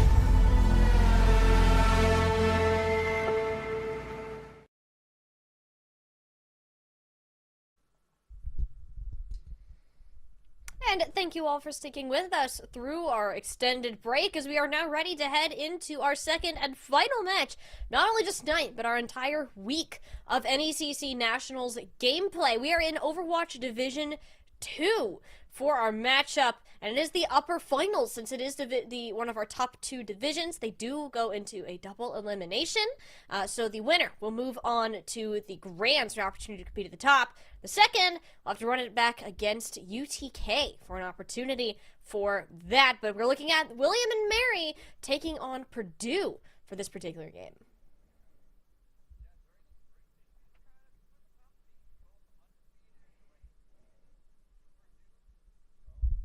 Uh-oh. Co-caster party foul. Apparently muted on VMix. Oh, we're not muted on VMix. We might be up muted. We're going to give him a second to figure that out just in case he is. So I'll keep you up. And in the meantime, both these teams undefeated through the regular season. As we said, Purdue Varsity not lost a single series. They were the champions of the Eastern Conference, whereas the West Central Conference, William and Mary made it all the way to the grand finals without a loss, beat UTK in a sweep in the upper finals, and then proceeded to lose to them again in the grand finals. So their only loss is a grand finals matchup, which is kind of insane to think about. Hopefully my co-caster is ready to speak this time. Testing for a wonderful producer. Did you do a test with Perfect. contest? Woo! I don't know what happened. I didn't mess with anything during the break, so sometimes technology. Well, don't you me. And sometimes you're right. technology, I can't talk these last 2 weeks. Yeah, I want to say, you'd act like there wasn't, some tech issues pre-stream that we had to figure out. Yeah. Okay, spilling rice on myself is not a tech issue. Let's clarify that. I wasn't even referencing that. I was referencing your camera not cooperating. Oh, that too. That also wasn't cooperating. But hey, good news is we're here now. And I think our teams are almost ready to go into game. And Jesse, you kind of said this before. We expected to go to the Young Tower. Here we are. We are either going to see a sweep, or this is going to go the distance. Because these two teams have zero interaction, zero cross-comparison of matches that we can look at, and we don't really know what's going to happen until we get out there. Yeah, and it'll be Purdue. They get first ban, so the Pharah is pulled out, and the Jetpack Cat is the answer. So no Cat Bastion. We didn't see any last series, but this is a map where you could see it sometimes, but that just pushed away immediately by William and Mary. And let's see now what these two teams want to go out on. We're going to start on Gardens once again. And like you said, this is at least double elimination. It's not like the last series where, you lose, you're done for the year. There is still matches to be played. But obviously both of these teams, they want that advantage going into that grand final next week.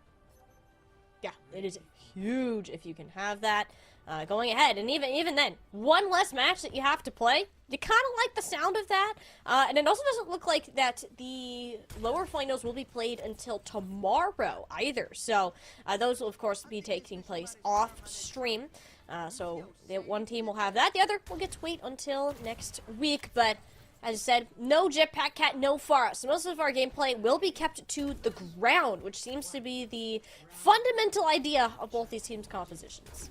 Yeah, wanting to run it low, but that's a Purdue Varsity. Reaper Tracer. We're going to try and bring a little bit of that pressure onto the back line, the bubbles, especially into sub 1. Yeah, he already needed it, like instantly as soon as we were into this game, and even that wasn't enough to stop Milk from hunting him down with this Lucio. It's a nice Maywell, though, that is thrown up at the back of AB Casta, and yeah, he won't be able to get quite out of that one. So I think the short-range comp of Purdue Varsity is going to be a lot harder to work with, especially on this map of Gardens. We'll see how they decide to stick that going on throughs. It seems William and Mary find themselves a first cap. CVG Neeb does get one on the exit and is keeping this somewhat close. But yeah, eventually it'll be William and Mary with the point. Milk is playing a dangerous game out here by Coast. You're the only support now, but will he be able to get out and drags out the pulse? Nice little punish there from Creeper. Yeah, CVG Neve overstayed his welcome. And that almost might be an understatement how long he was in that TO. So that will be the actual full reset for Purdue now. Zoe Mary actually got almost 20% off that. Yeah, nice little mini fight win, and the stagger kind of kills any sort of a recontest early on. But like I said, this range difference is going to be an issue here for Purdue if they cannot close the gap. Going over this bridge is still such a risk. We saw how Milk was hunting for blood on the first part. No, we're good. We're good. Everything's fine. We don't need to talk about the things that were never seen in the first place, right? Which, hey, speaking of Milk, he's out there. He can't boop anybody off the map. But again, someone just has not been able to play this game. As AB Casta flying way too close to the edge. A great Suzu from Alistor will deny that freeze and actually keep the entirety of the team on his feet except the tank. So really, a fight clutched out by Alistor will give Purdue even more percentage. Yeah, and the very quick flip, you know, kind of mitigates maybe 15 to 20% that William and Mary could have got during that fight. So it's maybe something they'll want back, but no Lucio for Purdue means an early entry here for William and Mary. And Sub 1 can see that his time is numbered. Like, AB Casta has to throw out the Graviton Surge in order to do that. But what a pulse thrown into the back. That will snag 2. Leave off the remnants of the Zarya ult, if I'm not mistaken. So CVG Neeb will take that one as a coast. But even then, William and Mary, the biggest commitment that Purdue Varsity could have had, that goes up in flames. They're already back on the point. They have the control, and I don't think Purdue should push this. This is so back and forth. Like, it's just such a weird game to watch out here. Neither team wants to give up on any of these fights. Purdue will stick around, and now the reinforcements are here. Oh no, but the slow of the Vortex from XZD prevents the sound barrier from getting around the wall to AB Casta. He's dead, and that's a sound barrier you want back if you're Purdue. Traded supports. This isn't done quite yet, but Purdue's still in the disadvantage with no tank in the fight. XZD will hold it down, and that's the end of that fight. So now William Mary just one fight away from taking Gardens here in round 1 of Lijiang, but still the Death Blossom here for Purdue. The Boilermakers, maybe a late rush as well from Alistor, but it is Creeper. We're looking at him right now. This could get dangerous. I was going to say everyone's indoors except Alistor, barely outside of the cover, and only one explosive bomb to take him away. No supports there for Purdue Varsity, and the Death Blossom is a lot of nothing. William and Mary, 5% left to go on this first point of Gardens, and it has all been Creeper lighting up the kill feed. Gonna be allowed to do so here on this particular round. This is, again, the range advantage playing into their hands. Yeah, range advantage succeeds this time. And I would say if you're Purdue, you would love to see Control Center next up on your screen and not Night Market. And that wish will go unanswered. It will be Night Market for Sarah. Someone, yeah, good amount of damage, over 3K in, but no eliminations to follow up. No, and this is a real rough. 0-4. For a Reaper that's getting Zarya bubbles. That strategy is not working into this comp. Like Creeper 11-3. XZZ has not died yet. Something has got to give here, and as we are on, yes, more enclosed than Gardens, but not by much map of Night Market. We'll see what that will look like. For now, Sub 1 and CVG Need gonna stick it out. Yeah, holding it for the time being. Look at this very early rotation, actually, from Purdue. They try to mitigate that range, but it doesn't matter when they can just wall off, and now they have full control point, and you got to push in once again. Yeah, it's kind of the thing with the faster Symmetra teleporter. At least this time, Sub 1 doesn't have to use Wraith form. Does have the bubble and forces Nemesis out of XZD. So that is a much better trade. As long as the Reaper can live, you win that exchange of cooldowns. Well, it does go back in without the Wraith form plus the speed amp. Much happier situation now for Sub 1 as he'll get his first elim. But even that is still so scrappy. Look how William and Mary spread out along the back part of this point. They're making this hurt for Purdue. They have no supports. It's only a 2v2 right now, but the Zarya is such a menace up front. You really don't have enough power if you're William and Mary to counteract that quite yet. So you'll just take this soft reset as Purdue Varsity, everybody else running back into the fight, will eventually get here just on time. But they want to Nishue keep this one up. The CVG Neve isn't quick to punish this Mei. We saw all these DPS were having a field day on the last round. Purdue varsity quick to shut it down. Maybe they just need to be in control of the point firmly to get a fight win. Write that one down. Write that one down, brother.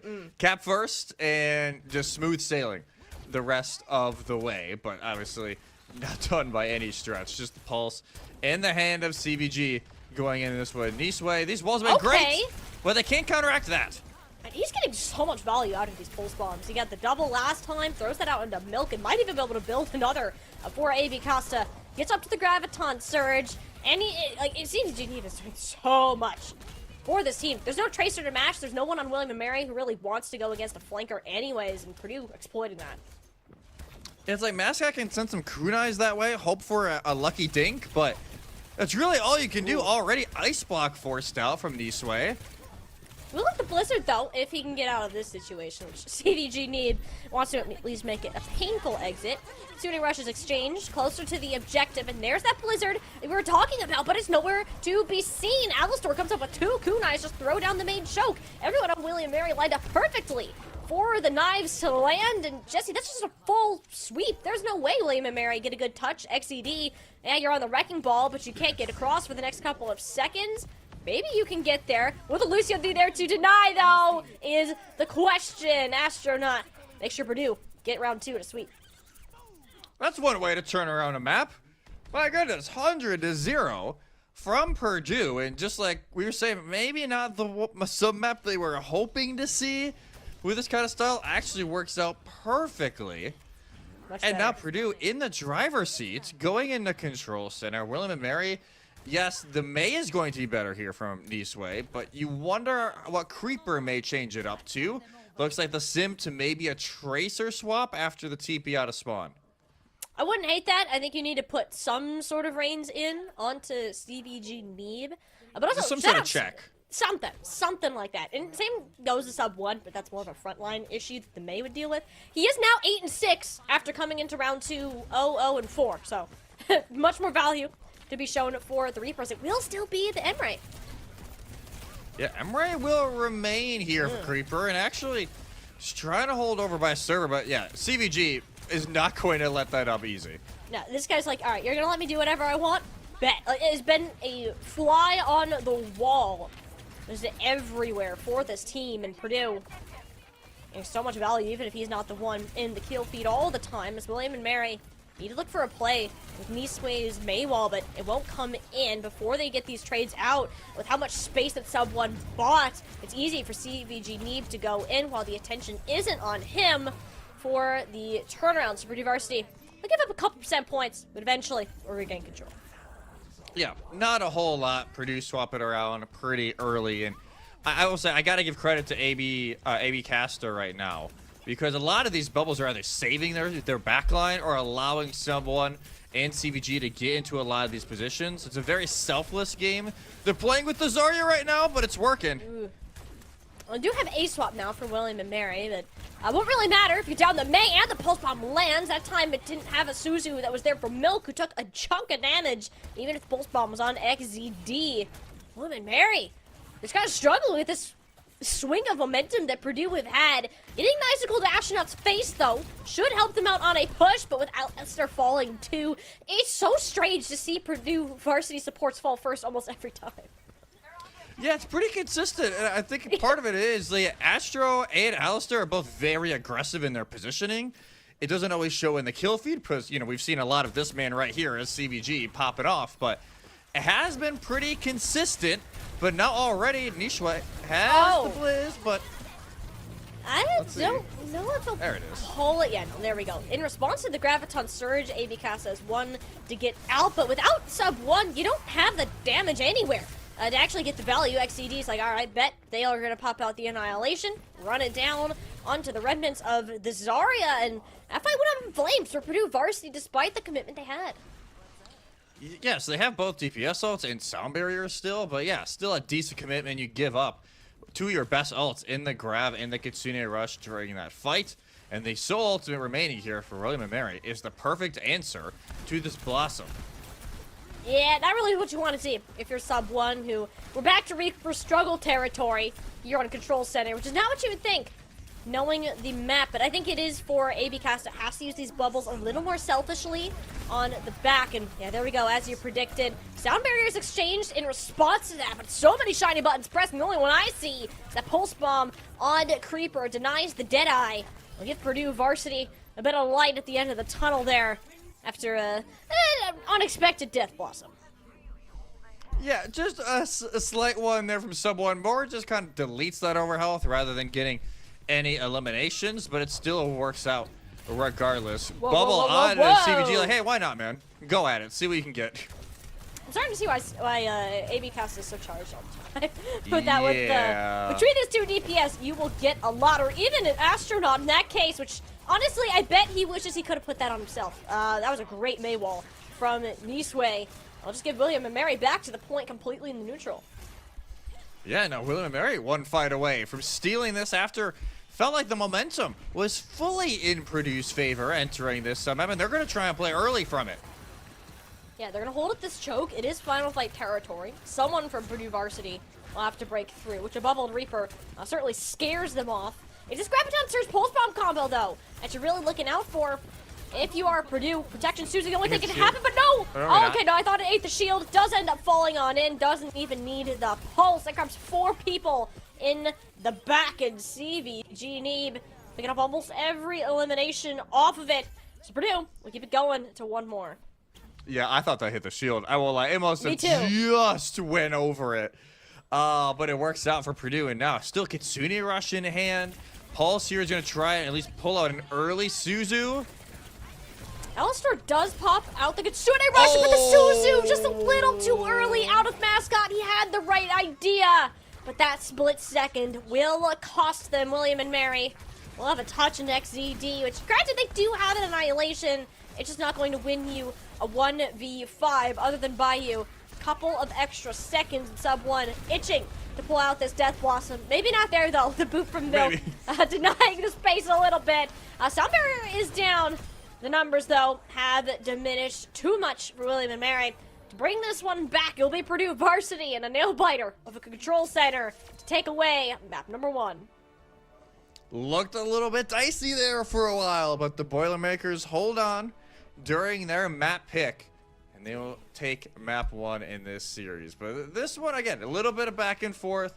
Really curious on where William and Mary will try and send us next, and I presume maybe a Zarya ban is in the very near future, given how that one went. Yeah, that's to be expected. I think AB Casta, both as an individual, but also how those bubbles were being used is, hey, I'm gonna bubble my Reaper, or my Tracer, or my Lucio, who might be stuck on a wall. A few times, actually. That wasn't a super uncommon occurrence. You would think that would be less common than it was, but I know NECC had it out for the Lucio there, but yeah, I think in the long term though, Purdue Varsity managed to figure that out on a map like Gardens, where you just struggle to get across the bridge or find that longer approach to close the gap. I think that's where we saw that shine through. It was a lot more of Creeper on the Emre, who just wasn't allowed to participate too much on that last round, especially. Yeah, the Emre was kind of just there for a while. I think the Cassidy swap maybe just gave a little bit of pause to these flankers, but not really an answer per se, because the value was still there. So yeah, maybe a few things here for William and Mary to kind of pick up the pieces on as we get through this series. But there's at least some very early options where they could pivot to. It's not like you have a million things to answer. This could be, hey, you ban out the Zarya, you keep the Cassidy, and you see what kind of look Purdue wants to show next. Yeah, I mean, banning the Zarya just diminishes the power of the entire composition. Like, the bubbles taken away from anybody else. Sorry, I thought I had to sneeze there for a second, but we're all good now. It's allergy season.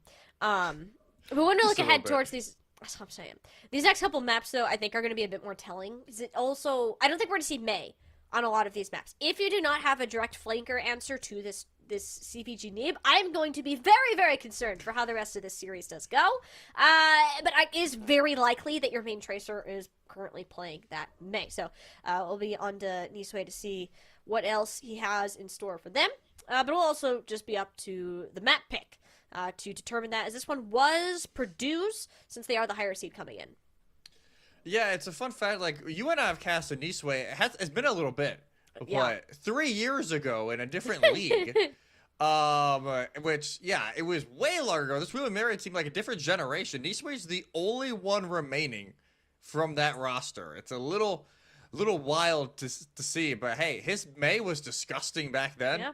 It's still great now, maybe just not the greatest setting or matchup during map 1 to show that off. But yeah, like you said, all the power in the hands right now of William and Mary to where to send us next. Everything is open. Escort, Flashpoint, Hybrid, Push. Sierra not an option here tonight.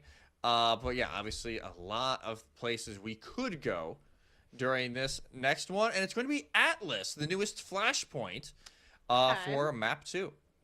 You know, I was almost thinking, like, maybe you go to something that has a little bit more range, that you can kind of set Creeper up, as you did fantastic when he wasn't just getting walked on permanently pretty much. by a Bubbled Reaper. But no, we are going to, in fact, encourage the Bubbled Reapers. This tells me a Zarya ban has occurred. I don't think you picked this map. That or a Zarya Tracer or Reaper, like, one of those three. One of the 3 pieces has to get banned. I don't feel like Tracer. I'm feeling, unless you really want to keep playing Nisway on the May, yeah, I know. But then the Zarya is still there, and I don't know how to feel about that. Okay, that's fine. It is the Tracer. So you are gonna, is that Nisway May, and then they're gonna respond with the Sigma ban, which is a bit of a weird one, but I guess it's just something that can give a lot of different tanks a trouble. And since you won't have the Neeb guy over on the Tracer anymore, either picking up a different flanker or going a different route entirely to focus more on that frontline battle as you were doing with the Reaper Zarya. Yeah, at least shutting out one of the options for more of a poke comp on this map. It can work, but like you said, there are so many different angles that you can run around on this map. So it's a little bit of a catch-22, but let's see what William and Mary want to answer with. And just a reminder, the Forge Trials is presented by the Army National Guard. The Uncommon is calling at nationalguard.com. And yeah, Purdue, not really going to change a whole lot.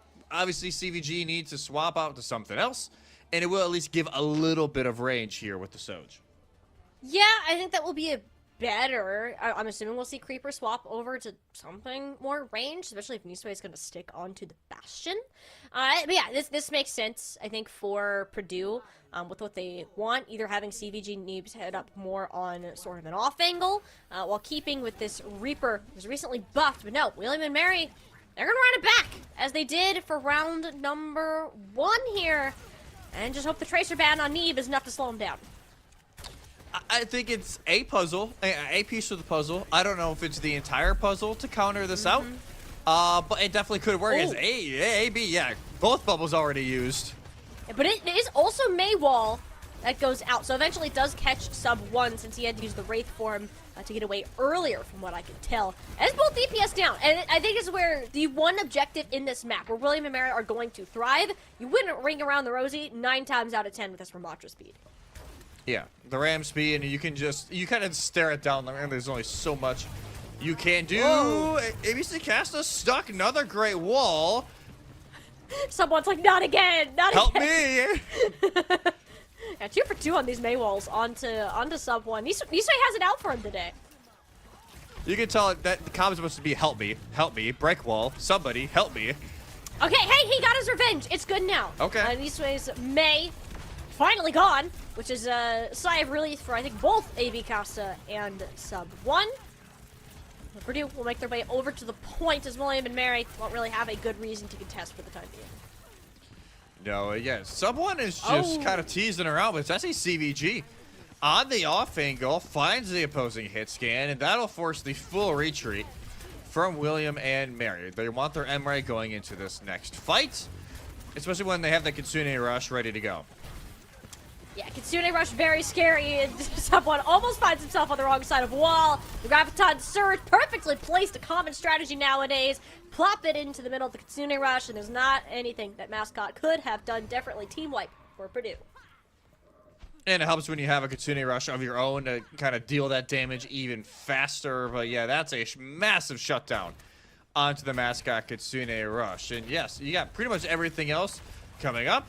But you also have the Sound Barrier to answer anything, and CVG with this overclock to try and keep this push at bay. Yeah, so this is where William and Mary, yeah, you got options to work with. But no, Astronaut, this is not the fight I would be taking a tempo beat fight into, especially with the positioning. It is very possible to get a touch. Great Suzu onto sub 1 will stop him from getting frozen. And all right, you know what? I stand corrected. There is no touch from William and Mary anyways because they were stuck in the blender. That was sub 1's Death Blossom and CVG Neeb on the opposite angle. So Purdue will do close that out. Yeah, nice closeout. They win the first flashpoint and a very easy rotation next to the over to the next flashpoint as already can play up forwards and is trying to have a very similar hold before this flashpoint even unlocks. Yeah, being able to hold this choke is pretty huge. I think if you're Purdue, or not. But you don't have so, he exploded so fast. I don't think he even was able to press the Wraith form. But that trade on a Creeper and a fouled shot from CVG Neeb has been lighting it up. Like you think Tracer Soldier very different characters, but this guy is just hit scan master over here apparently. So they do end up losing on the point. I think it was XZD who ended up rotating to the objective first for William and Mary, which also benefits him in the long run. He just won't last super long, and XZD though just want to try to force this. Hopes his team can get back faster, but how low Mascot ended up getting chunked with that rail shot across the way from CVG Neeb. Won't go as far as they wanted. And Purdue want to clean this up fast with Kitsune Rush. That really was just for milk. Yeah. Basically, just take out the Lucio. Ash was like, I want the 1v1. I want it. And eventually did get it. Purdue, again, early flip, and that's not how you start a fight, William and Mary. This will stall on for even a little bit longer. That could allow ABC Caster J to build up this Grav, whether it be just to counter out another Mascot Rush or just to pair with CVG.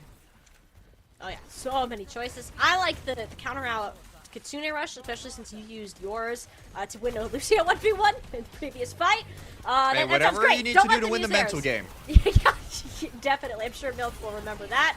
Going ahead as AB Casa does get online, pops it instantly to stop the Kitsune Rush, which would have been great if Milk actually so patient to pull the trigger on the sound barrier there. And it's the perfect spot for William and Mary to surge on forward with the extra overhealth just to Purdue. It's hard to get confident. Yeah, but it is one fight territory for the Boilermakers to push through, 95%. But William and Mary do find the flip, and granted, they have the override protocol as long as he doesn't get shot out of the air early. And these will have this blitz just to put a choke or onto point. Nothing right now other than a late Blossom from sub 1. Yep, sub 1 will have that. I don't think you're going to pop it with Creeper in the sky, though. No, he's just dead. You're not going to see that at all. As a matter of fact, as Creeper will end up grabbing Alistor on the way out, and I don't think Purdue get a full contest if they get one at all. Yeah, they probably won't get one. CVG is kind of in no man's land right now. So trying to figure out where they're at. Yeah, but it won't be a touch. It'll be Flashpoint 2 over to William and Mary, and now we get a best of 3 on Atlas. And this is where that Lucio speed, everybody, it's why he's basically played Perma on this map, unless he gets banned, is for these very long cross-map rotates. I don't know why. It just feels like it's been a while since we've seen, like, permanent Lucio Kiriko mirror and then no other support swaps. Yeah. It's just going to be one of those days, isn't it? Well, probably. And we've seen a lot of Brick Juno recently. I can't pretend like we've only seen Lucio Kiri. Even the last series, we saw a bunch of stuff. No, that's what I mean. Like, I feel like it's been swapped up quite a bit. So seeing Lucio Kiri mirror almost feels like, we're back in reality. Feels normal. Yeah, exactly. But yeah, speaking of reality, it is an unmatched Kitsune Rush for Alistor, which goes about like 2 feet since the cliff is right there. And I'm sure Purdue were rethinking that decision. But it's okay. Kitsune Rush never been a win con for this roster so far. They haven't needed it. Let's see what sub 1 can do with the sound barrier at his back, and he's going to try to run it down. Does have the overhealth just to help with that part, but there is the Death Blossom we wanted to see. Comes up with 2, but so does XCD's Annihilation. It's a 3-on-3 now on the objective. Just one team without a tank, so unless XCD goes down here, I fear this one may as well be over. CVG knows that importance. We'll grab Milk, who is playing Trampoline, over on the side, and will force a reset with a little bit of support from Astronaut. Maybe not the right time to hit the trampoline park, Milk. That's a little bit of a harsh jump up there. And again, early cap from Purdue. That seems to be their game plan. Try and win this first fight on point. and then force William Mary to make some plays. Granted, it happened last Flashpoint, and it can't happen again, especially now that your Ooh. Kiriko is dead. Yeah, things that should not happen for 300, honestly. Losing your Kiriko first to another Kiriko. Bit of a rough turnaround there for Purdue varsity. They do still have the point and a Graviton Surge that they don't have to worry about a Kitsune Rush for. They're going to drop that in. Sound Barrier from Milk. It won't quite save Mascot, but at least helps the rest of the team sustain. It's not like Purdue varsity have a lot of healing earlier. Alistar just got back to the fight. So we'll see what they can do without CVG Neebs. You can test this a tad bit longer. Will be AB Casa just face checking the shield and finding out why that may not be the most fun idea, along with Sub 1, who is suffering without the bubbles. Yeah, someone tried to match Mascot on the answer. Hey, I can, take out a lot of this heals, and then Kai got a reality check pretty swiftly there that Kiriko can still pump out the damage. William Mary survived the onslaught, but they have quite a hill to climb if they want to build the 2-1 advantage here on Alice. But they'll have both DPS ults to do it. Purdue has nothing quite yet. Student Rush the closest for Alistar and William Mary. They got so much time before that happens. They just gotta hit a button to set it up, and it's already hard for Purdue to move through this choke point. I'm kind of surprised they decided to go this way with the Maywall, but if XCD is just going to exist at the small point, might as well take advantage of it. Blizzard's there. Yeah, it slows him down, but it doesn't actually end up catching anyone. And a boop from Astronaut. It's the third time now we've seen a boop from him today on the series. Just lining him up, come up with Mascot as a second. Purdue get the flip. No ultimates required except CVG Neve at the end. I'll be second objective. One more for the map. I won't lie. I thought Creeper was going to pop Override Protocol there to stay up. And if he did, I would have respected it. But no, decides to hold on to it. We'll go in his next fight, but actually just a wraparound. Trying to find some of the squishies on this rotate, but just won't get there in time. Yeah, Death Blossom, small room. Usually Sub 1 likes those odds, but he won't actually come up with anything. He's like, you know what? That's an Annihilation Ramatra. Let me just scoot on out of there. Purdue varsity team already did the rest of the job. So, Annihilation for XZD. Just kind of got caught out in La La Land. Yeah, Sub 1 just hiding around that corner. Nobody checks it. And it's just so much damage. Nothing really that William and Mary can do at that point. So it'll be a first cap for Purdue once again. Getting pretty efficient with that, I will say. Now Kitsune Rush ready to go. Another grab to counter out the Mascot Kitsune here, but no Lucio. They fought without Alistar. They can do that. Oh, okay, never mind. Nope, we're done. Again, Sub 1 and Maywalls, or just Sub 1 and Nisue. There's something going on there. I don't know what it is, but Nisue not having it with this Reaper at all. Neutral fight win, and that's huge for William and Mary. Yeah, they need to save up at least some ults. Now they have everything but the Annihilation to start building out this point. Obviously, need to win this one, need to win the next as well to avoid an 0-2 hole in the series. But already Purdue wrapping around, taking a bunch of space, uncontested. Well, yeah, we both get Kitsune Rushes and Sound Barriers. The Graviton Search is somewhere on the map. Not entirely sure where that ended up. We're going to assume onto Milk based on his interaction in the kill feed. William and Mary, though, they expended 3 of their ultimates on this fight, and it resulted in a 1-for-1 trade. Creeper has to come up with something from this angle because nobody is contesting him from this current spot at all. Well, okay, something's definitely hitting him. Nisue's back from the fight, so you can make that work out. The Emre struggling to survive. There we go, as AB Costa falls. Should go ahead and do it for William and Mary. At least you would think. It's all CVG Neve now. And with this Sojourn, got so much value out of this overclock, but gets caught with the tail end of the Vortex. Denied the kills. What a player from XZD. The save is backline, but CVG Neve still gets a third. And AB Costa's back on the Doomfist, because why not? That makes sense. Purdue, they're going to keep this one going. Hey, when you need to get the point fast, Doomfist is the one to go to sometimes in these situations. Granted, it's going to make this next fight a little bit awkward. Not having any of the Zarya bubbles to keep the rest of his team alive, especially with an Annihilation ready to go from XZD. But you will potentially have another Blossom from Sub 1 if nobody is paying attention to it. Is Punch Death Blossom combo, is that a thing? That sounds really hard to pull off. We'll see. If Purdue can manage to do it, I'll be thoroughly impressed. Right now for William and Mary, though, you are banking on forcing positioning with this Ramatra on the objective, because nobody from Purdue really wants to sit there and sub one. I feel like every time we talk about his Death Blossom, he's just dead, and Creeper actually, the one to get him and his Lucio buddy on that front. So William and Mary gonna take this one all the way to 5. We like to go to distance in our objective-based map types.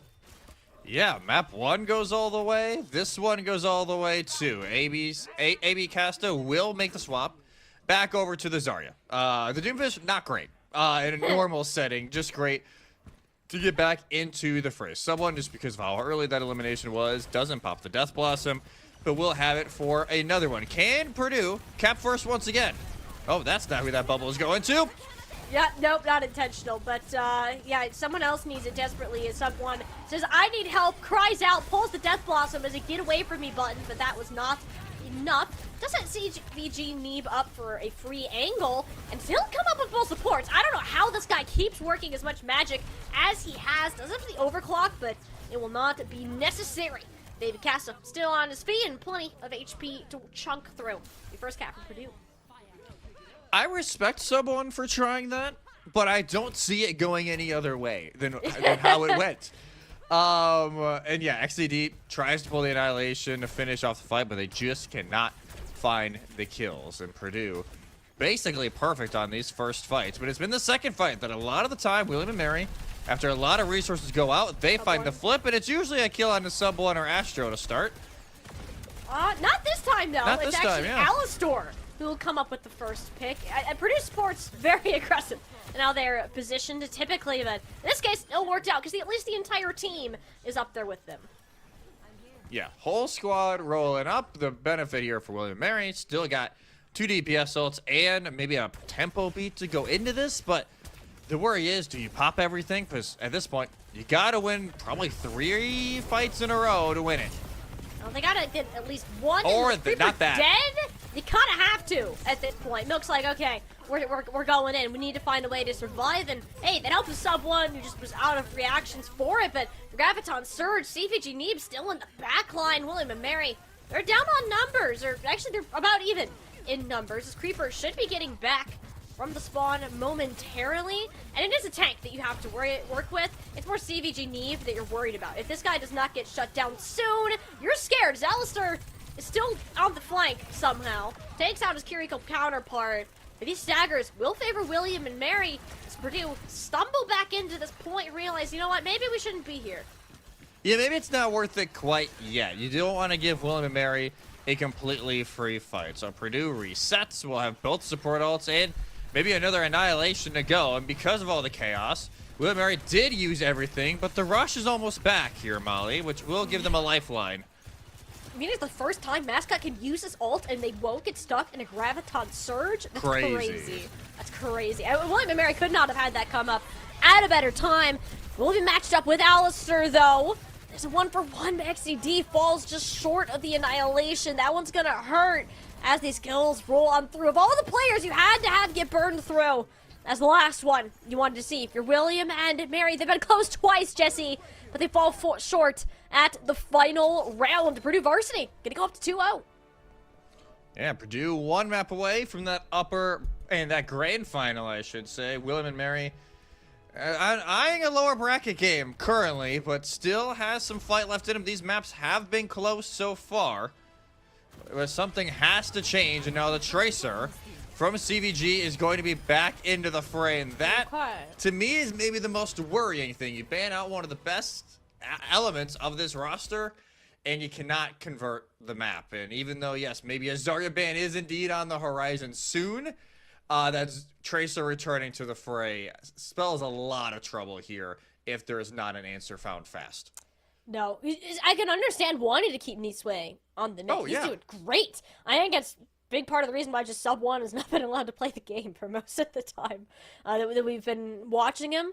And it doesn't seem that it's in Creeper's hero pool either. I feel like if it was, we would have saw it at least a little bit of it. We would have seen it by now. Last night, yeah, we would have seen it at some point. So, yeah, going on ahead, I think for William and Mary, this is at risk of getting their second post-season loss and have to rematch against the UTK team, who's the only team to give them their first loss.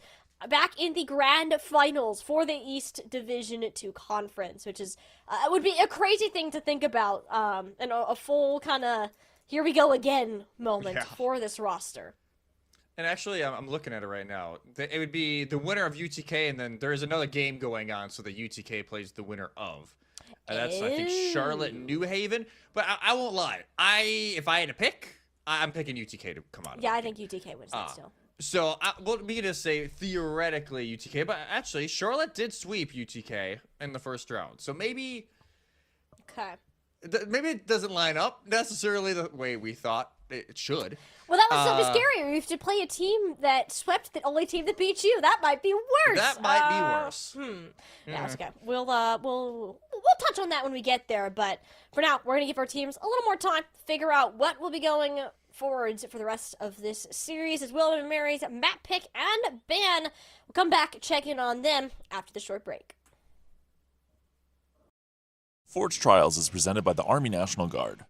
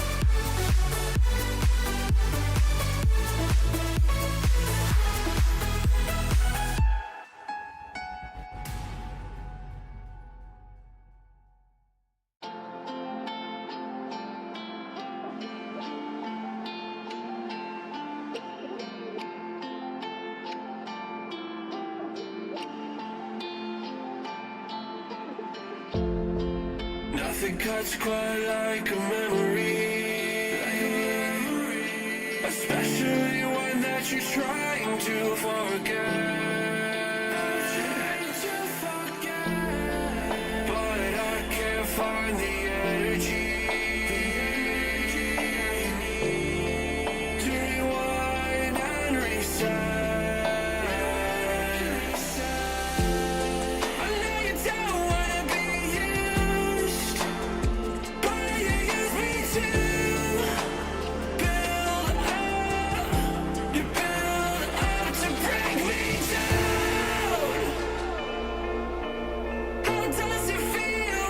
How does it feel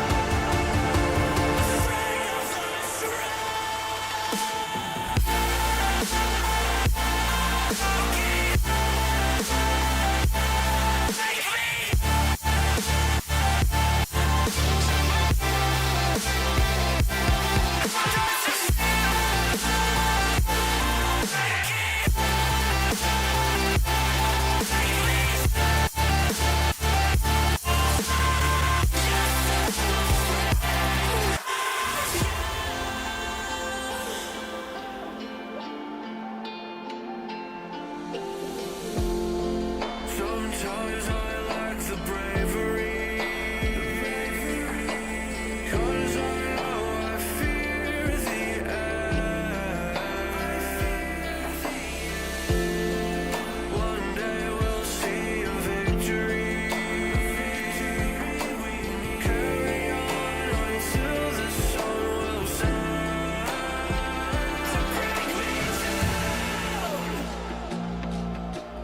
How does it feel? How does it feel to knock me around? We'll make a sound. If you're here for the first 2 maps of our series, you'd be questioning, oh, we're probably tied up right now. Purdue has closed it out for both of our previous 2 rounds and are now at match point with the opportunity to send themselves to the grand finals of Division II Nationals right here and right now. And it's kind of back to William and Mary. Again, they have lost 1 series this entire spring season, and they don't want to lose a second one here because coming back to meet a Purdue team in the grand finals would just be another tough task for them. So see if they can rally for one more shot. Yeah, Purdue, they want to keep that undefeated record, Molly. They were perfect in the regular season. It got a little dicey in the map count here and there during the spring playoff, but they were able to squeeze on through and now want to keep that going here in Nationals. And we got some uncommon traits for the teams on how they could progress here in this tournament or even just keep this series going. But for Purdue, how can they finish it off? Bubble trouble? Well, they've been causing a lot with the Zarya bubbles onto the DPS or even sometimes Astronaut to get him out of some awkward situations. CVG has been going nuclear for this team, whether it be on the Tracer in map 1, the Soj on map 2. It's been phenomenal so far from him. And then the early fight success. We've seen it. They were basically first capped every single flashpoint the last map. They want to keep up that same type of tempo if they want to finish off this series. You have to wonder, is a Zarya ban actually in order now for William and Mary? Again, that does so much for how the core of their composition actually ends up functioning. So we'll have to see what they're thinking about for our next map, but we're going to talk about their uncommon traits as well. So for William and Mary in particular, I think we see, you know, they do a lot better if they can play these fights slow. Once these bubbles are out, the Wraith form is out, all of these cooldowns, there's not much that's stopping you from just steamrolling over. Those fights that we do see go long, the ones William and Mary tend to thrive into. And same goes for the isolation. Specifically with the Maywalls from Nisway, who he is not swapped off of yet. He's been sub-1's number on that, often separating for him from his team or one of the other members of Purdue. And they're just staying locked in, staying consistent, not getting picked off in these staggered moments will be big because the potential is absolutely there. They wouldn't be taking us to the maximum rounds 2 maps in a row. If it wasn't, they just need to find that little bit extra to close out 3 of these maps in a row. As you are in a reverse sweep situation. Yeah, I think for them, yeah, just stay locked in. Again, both of these maps so far have been decided by a fight or 2. So it's not like it's been that big of a gap between these teams. So if they stay locked, they definitely have a chance to pull it out and at least extend this series. And these uncommon traits are brought to you by the Army National Guard. The uncommon is calling at nationalguard.com. And now we can see where William and Mary are calling us up here for map 3, potentially the final map of the night. And we're going back over to push for Ruinous Sapi. So maybe that slow it down trait, maybe not necessarily the case. And it will not be the Zarya. It'll actually be the Reaper. I cannot believe that is not banned. I'm going to be so real. Okay. I thought for sure the Zarya ban was about to be on my screen.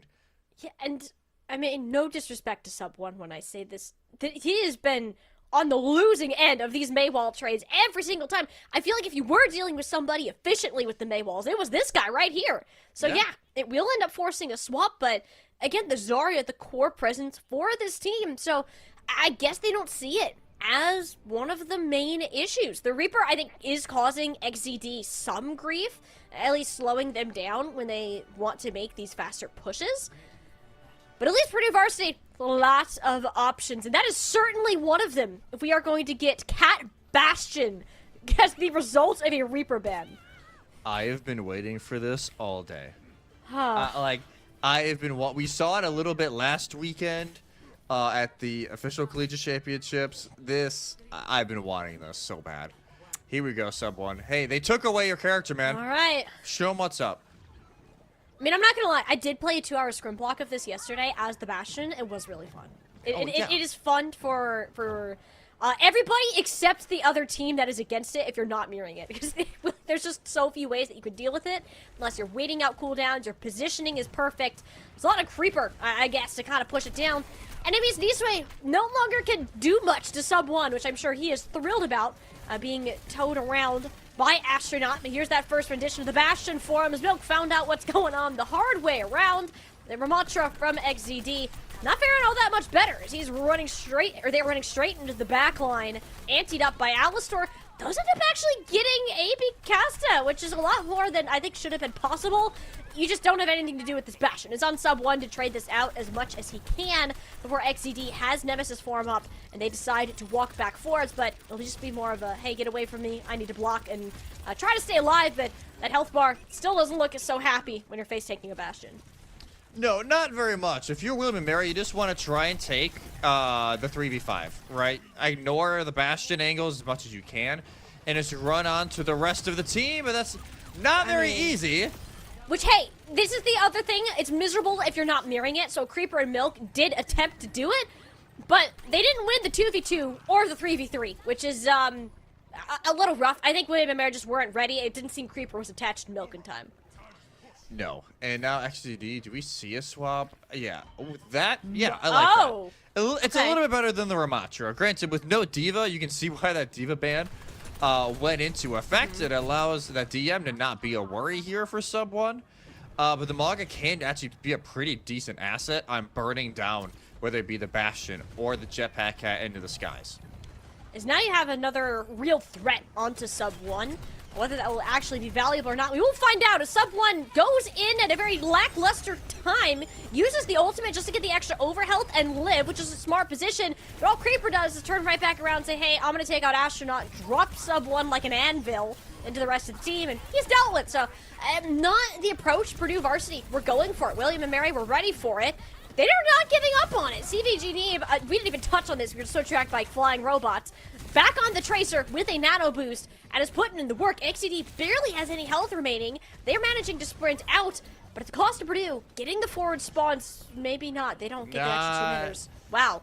Yeah, they could tell the reinforcements were arriving for William and Mary, so just had to give it a brief moment before the rest of this team is here, but now Alistar has got some guests. Yeah, CVGD playing bodyguard to his Ana, which is the only thing you can kind of do as this Tracer, which this way is matching, so give credit where it is due. First time we'll be seeing that in the series. But that's rude. Like, what are you supposed to do now? That's Kiriko gone, and there's no support basically for the rest of the team, because look what Milk is currently occupied doing. It's being shuttle taxi for Creeper out here, who is just playing Bastion tag? I don't know. It's trading on the ground in the meanwhile. XCD, though, has not shown much attention to this front line and hasn't been able to isolate anybody else other than this Ana. Yeah, poor Alistar, it's been bullied a lot of this game so far, just try to stay away. But the Bastions actually get nice, close, and personal up here on the high ground, but all of a sudden, yeah, a lot of heals, and nobody dies. But tick is achieved. Yeah, they do get that, and do dodge the Pulse Bomb as well. Nisha threw that one out. Primal Rage was forced out of AB Castle, so I have to assume that was the target based on his current health pool. And it will be a trade for the Kiriko. Which isn't fantastic for Purdue. You don't have a great way to engage now, and Mascot will be much faster. And yeah, AB Caster's like, alright. The Winston and Namaga, not necessarily fun. So now that the Primal has been popped, you just will match in. Having that Ana advantage now is even bigger. Yeah. Oh, good cleanse. I think Mascot just got back to the fight. Yep. I don't think that could have been much closer in terms of the timing here, but you take those if you are William and Mary. Purdue, though, after fighting into the cage fight, since XTT did swap a little bit faster, and it means Creeper can just rain down fire from above, which he is totally satisfied to point. It's important now that William and Mary start getting this robot moving. Yeah, nobody will get close spawns from Purdue, so that's at least a big benefit here for William and Mary. They'll get a lot of space to move forward. CVG is still here, looking up at the sky. Nothing's there, man. You got no sim. Don't worry about it. I think it's a valid concern to have, honestly. Oh, well, never mind. You know, Valid concern. That should have been more of a concern. Sleep Dart is there, but it's not really going to do all that much. As Alistair, again, ends up falling. That should be forward spawns for William and Mary. His mascot makes its way back over to the robot, and Sub 1 taken right on out of that situation. Yeah, just skedaddles out. Lead still here for Purdue, but not for a ton longer. Catnappings are here, and this is near the side of the map that has some cliffs. Oh. Could be a little bit of a dip. Almost dropped someone off the map. All right, it's okay. It's like one of those rides at like the amusement park where you just get like those sudden like death drops. But speaking of death drop, there might be one that Creeper is making here shortly, as he will be melted, not having a nano. But Nishway, it's a good pulse bomb stick onto AB Costa, and that's the wrong cat. Sub 1 realized he hopped on the wrong train there, maybe forcibly. From the William and Mary squad, is they're winning the trades from what I can tell. We got a bit of a cat fight up in the skies. Oh, and that's cheating. Okay, well, does that count if Alistair just comes back with spawn? A little bit of an assist from Alistair. But like I said, lead taken now for William and Mary with just under 4 minutes to go in this map. Still the catnapping here for Astronaut. Pulse from CVG. So one thing here for William and Mary, to get that lead, they used everything. It's going to be a while before anything's really built back up, but that hasn't really been an issue. So I'd say William and Mary been getting the better of the Cat Bastion once they made the swap.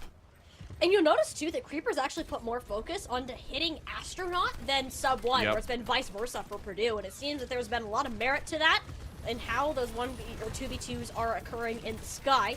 There is a cage fight online for AB Casta, so just with that alone, I think you should be free to move ahead with this point. XCD is still going to use his on top of AB Casta, I think more for just safety, and it does force Sub 1 to drop, and doesn't quite get the heal in though, as CVG Neeb gonna say, you know what, I haven't participated enough, let me give you a little bit of a pulse bomb, and I will see myself out. 4K for him, and that's the Tracer we've been seeing for Purdue this series.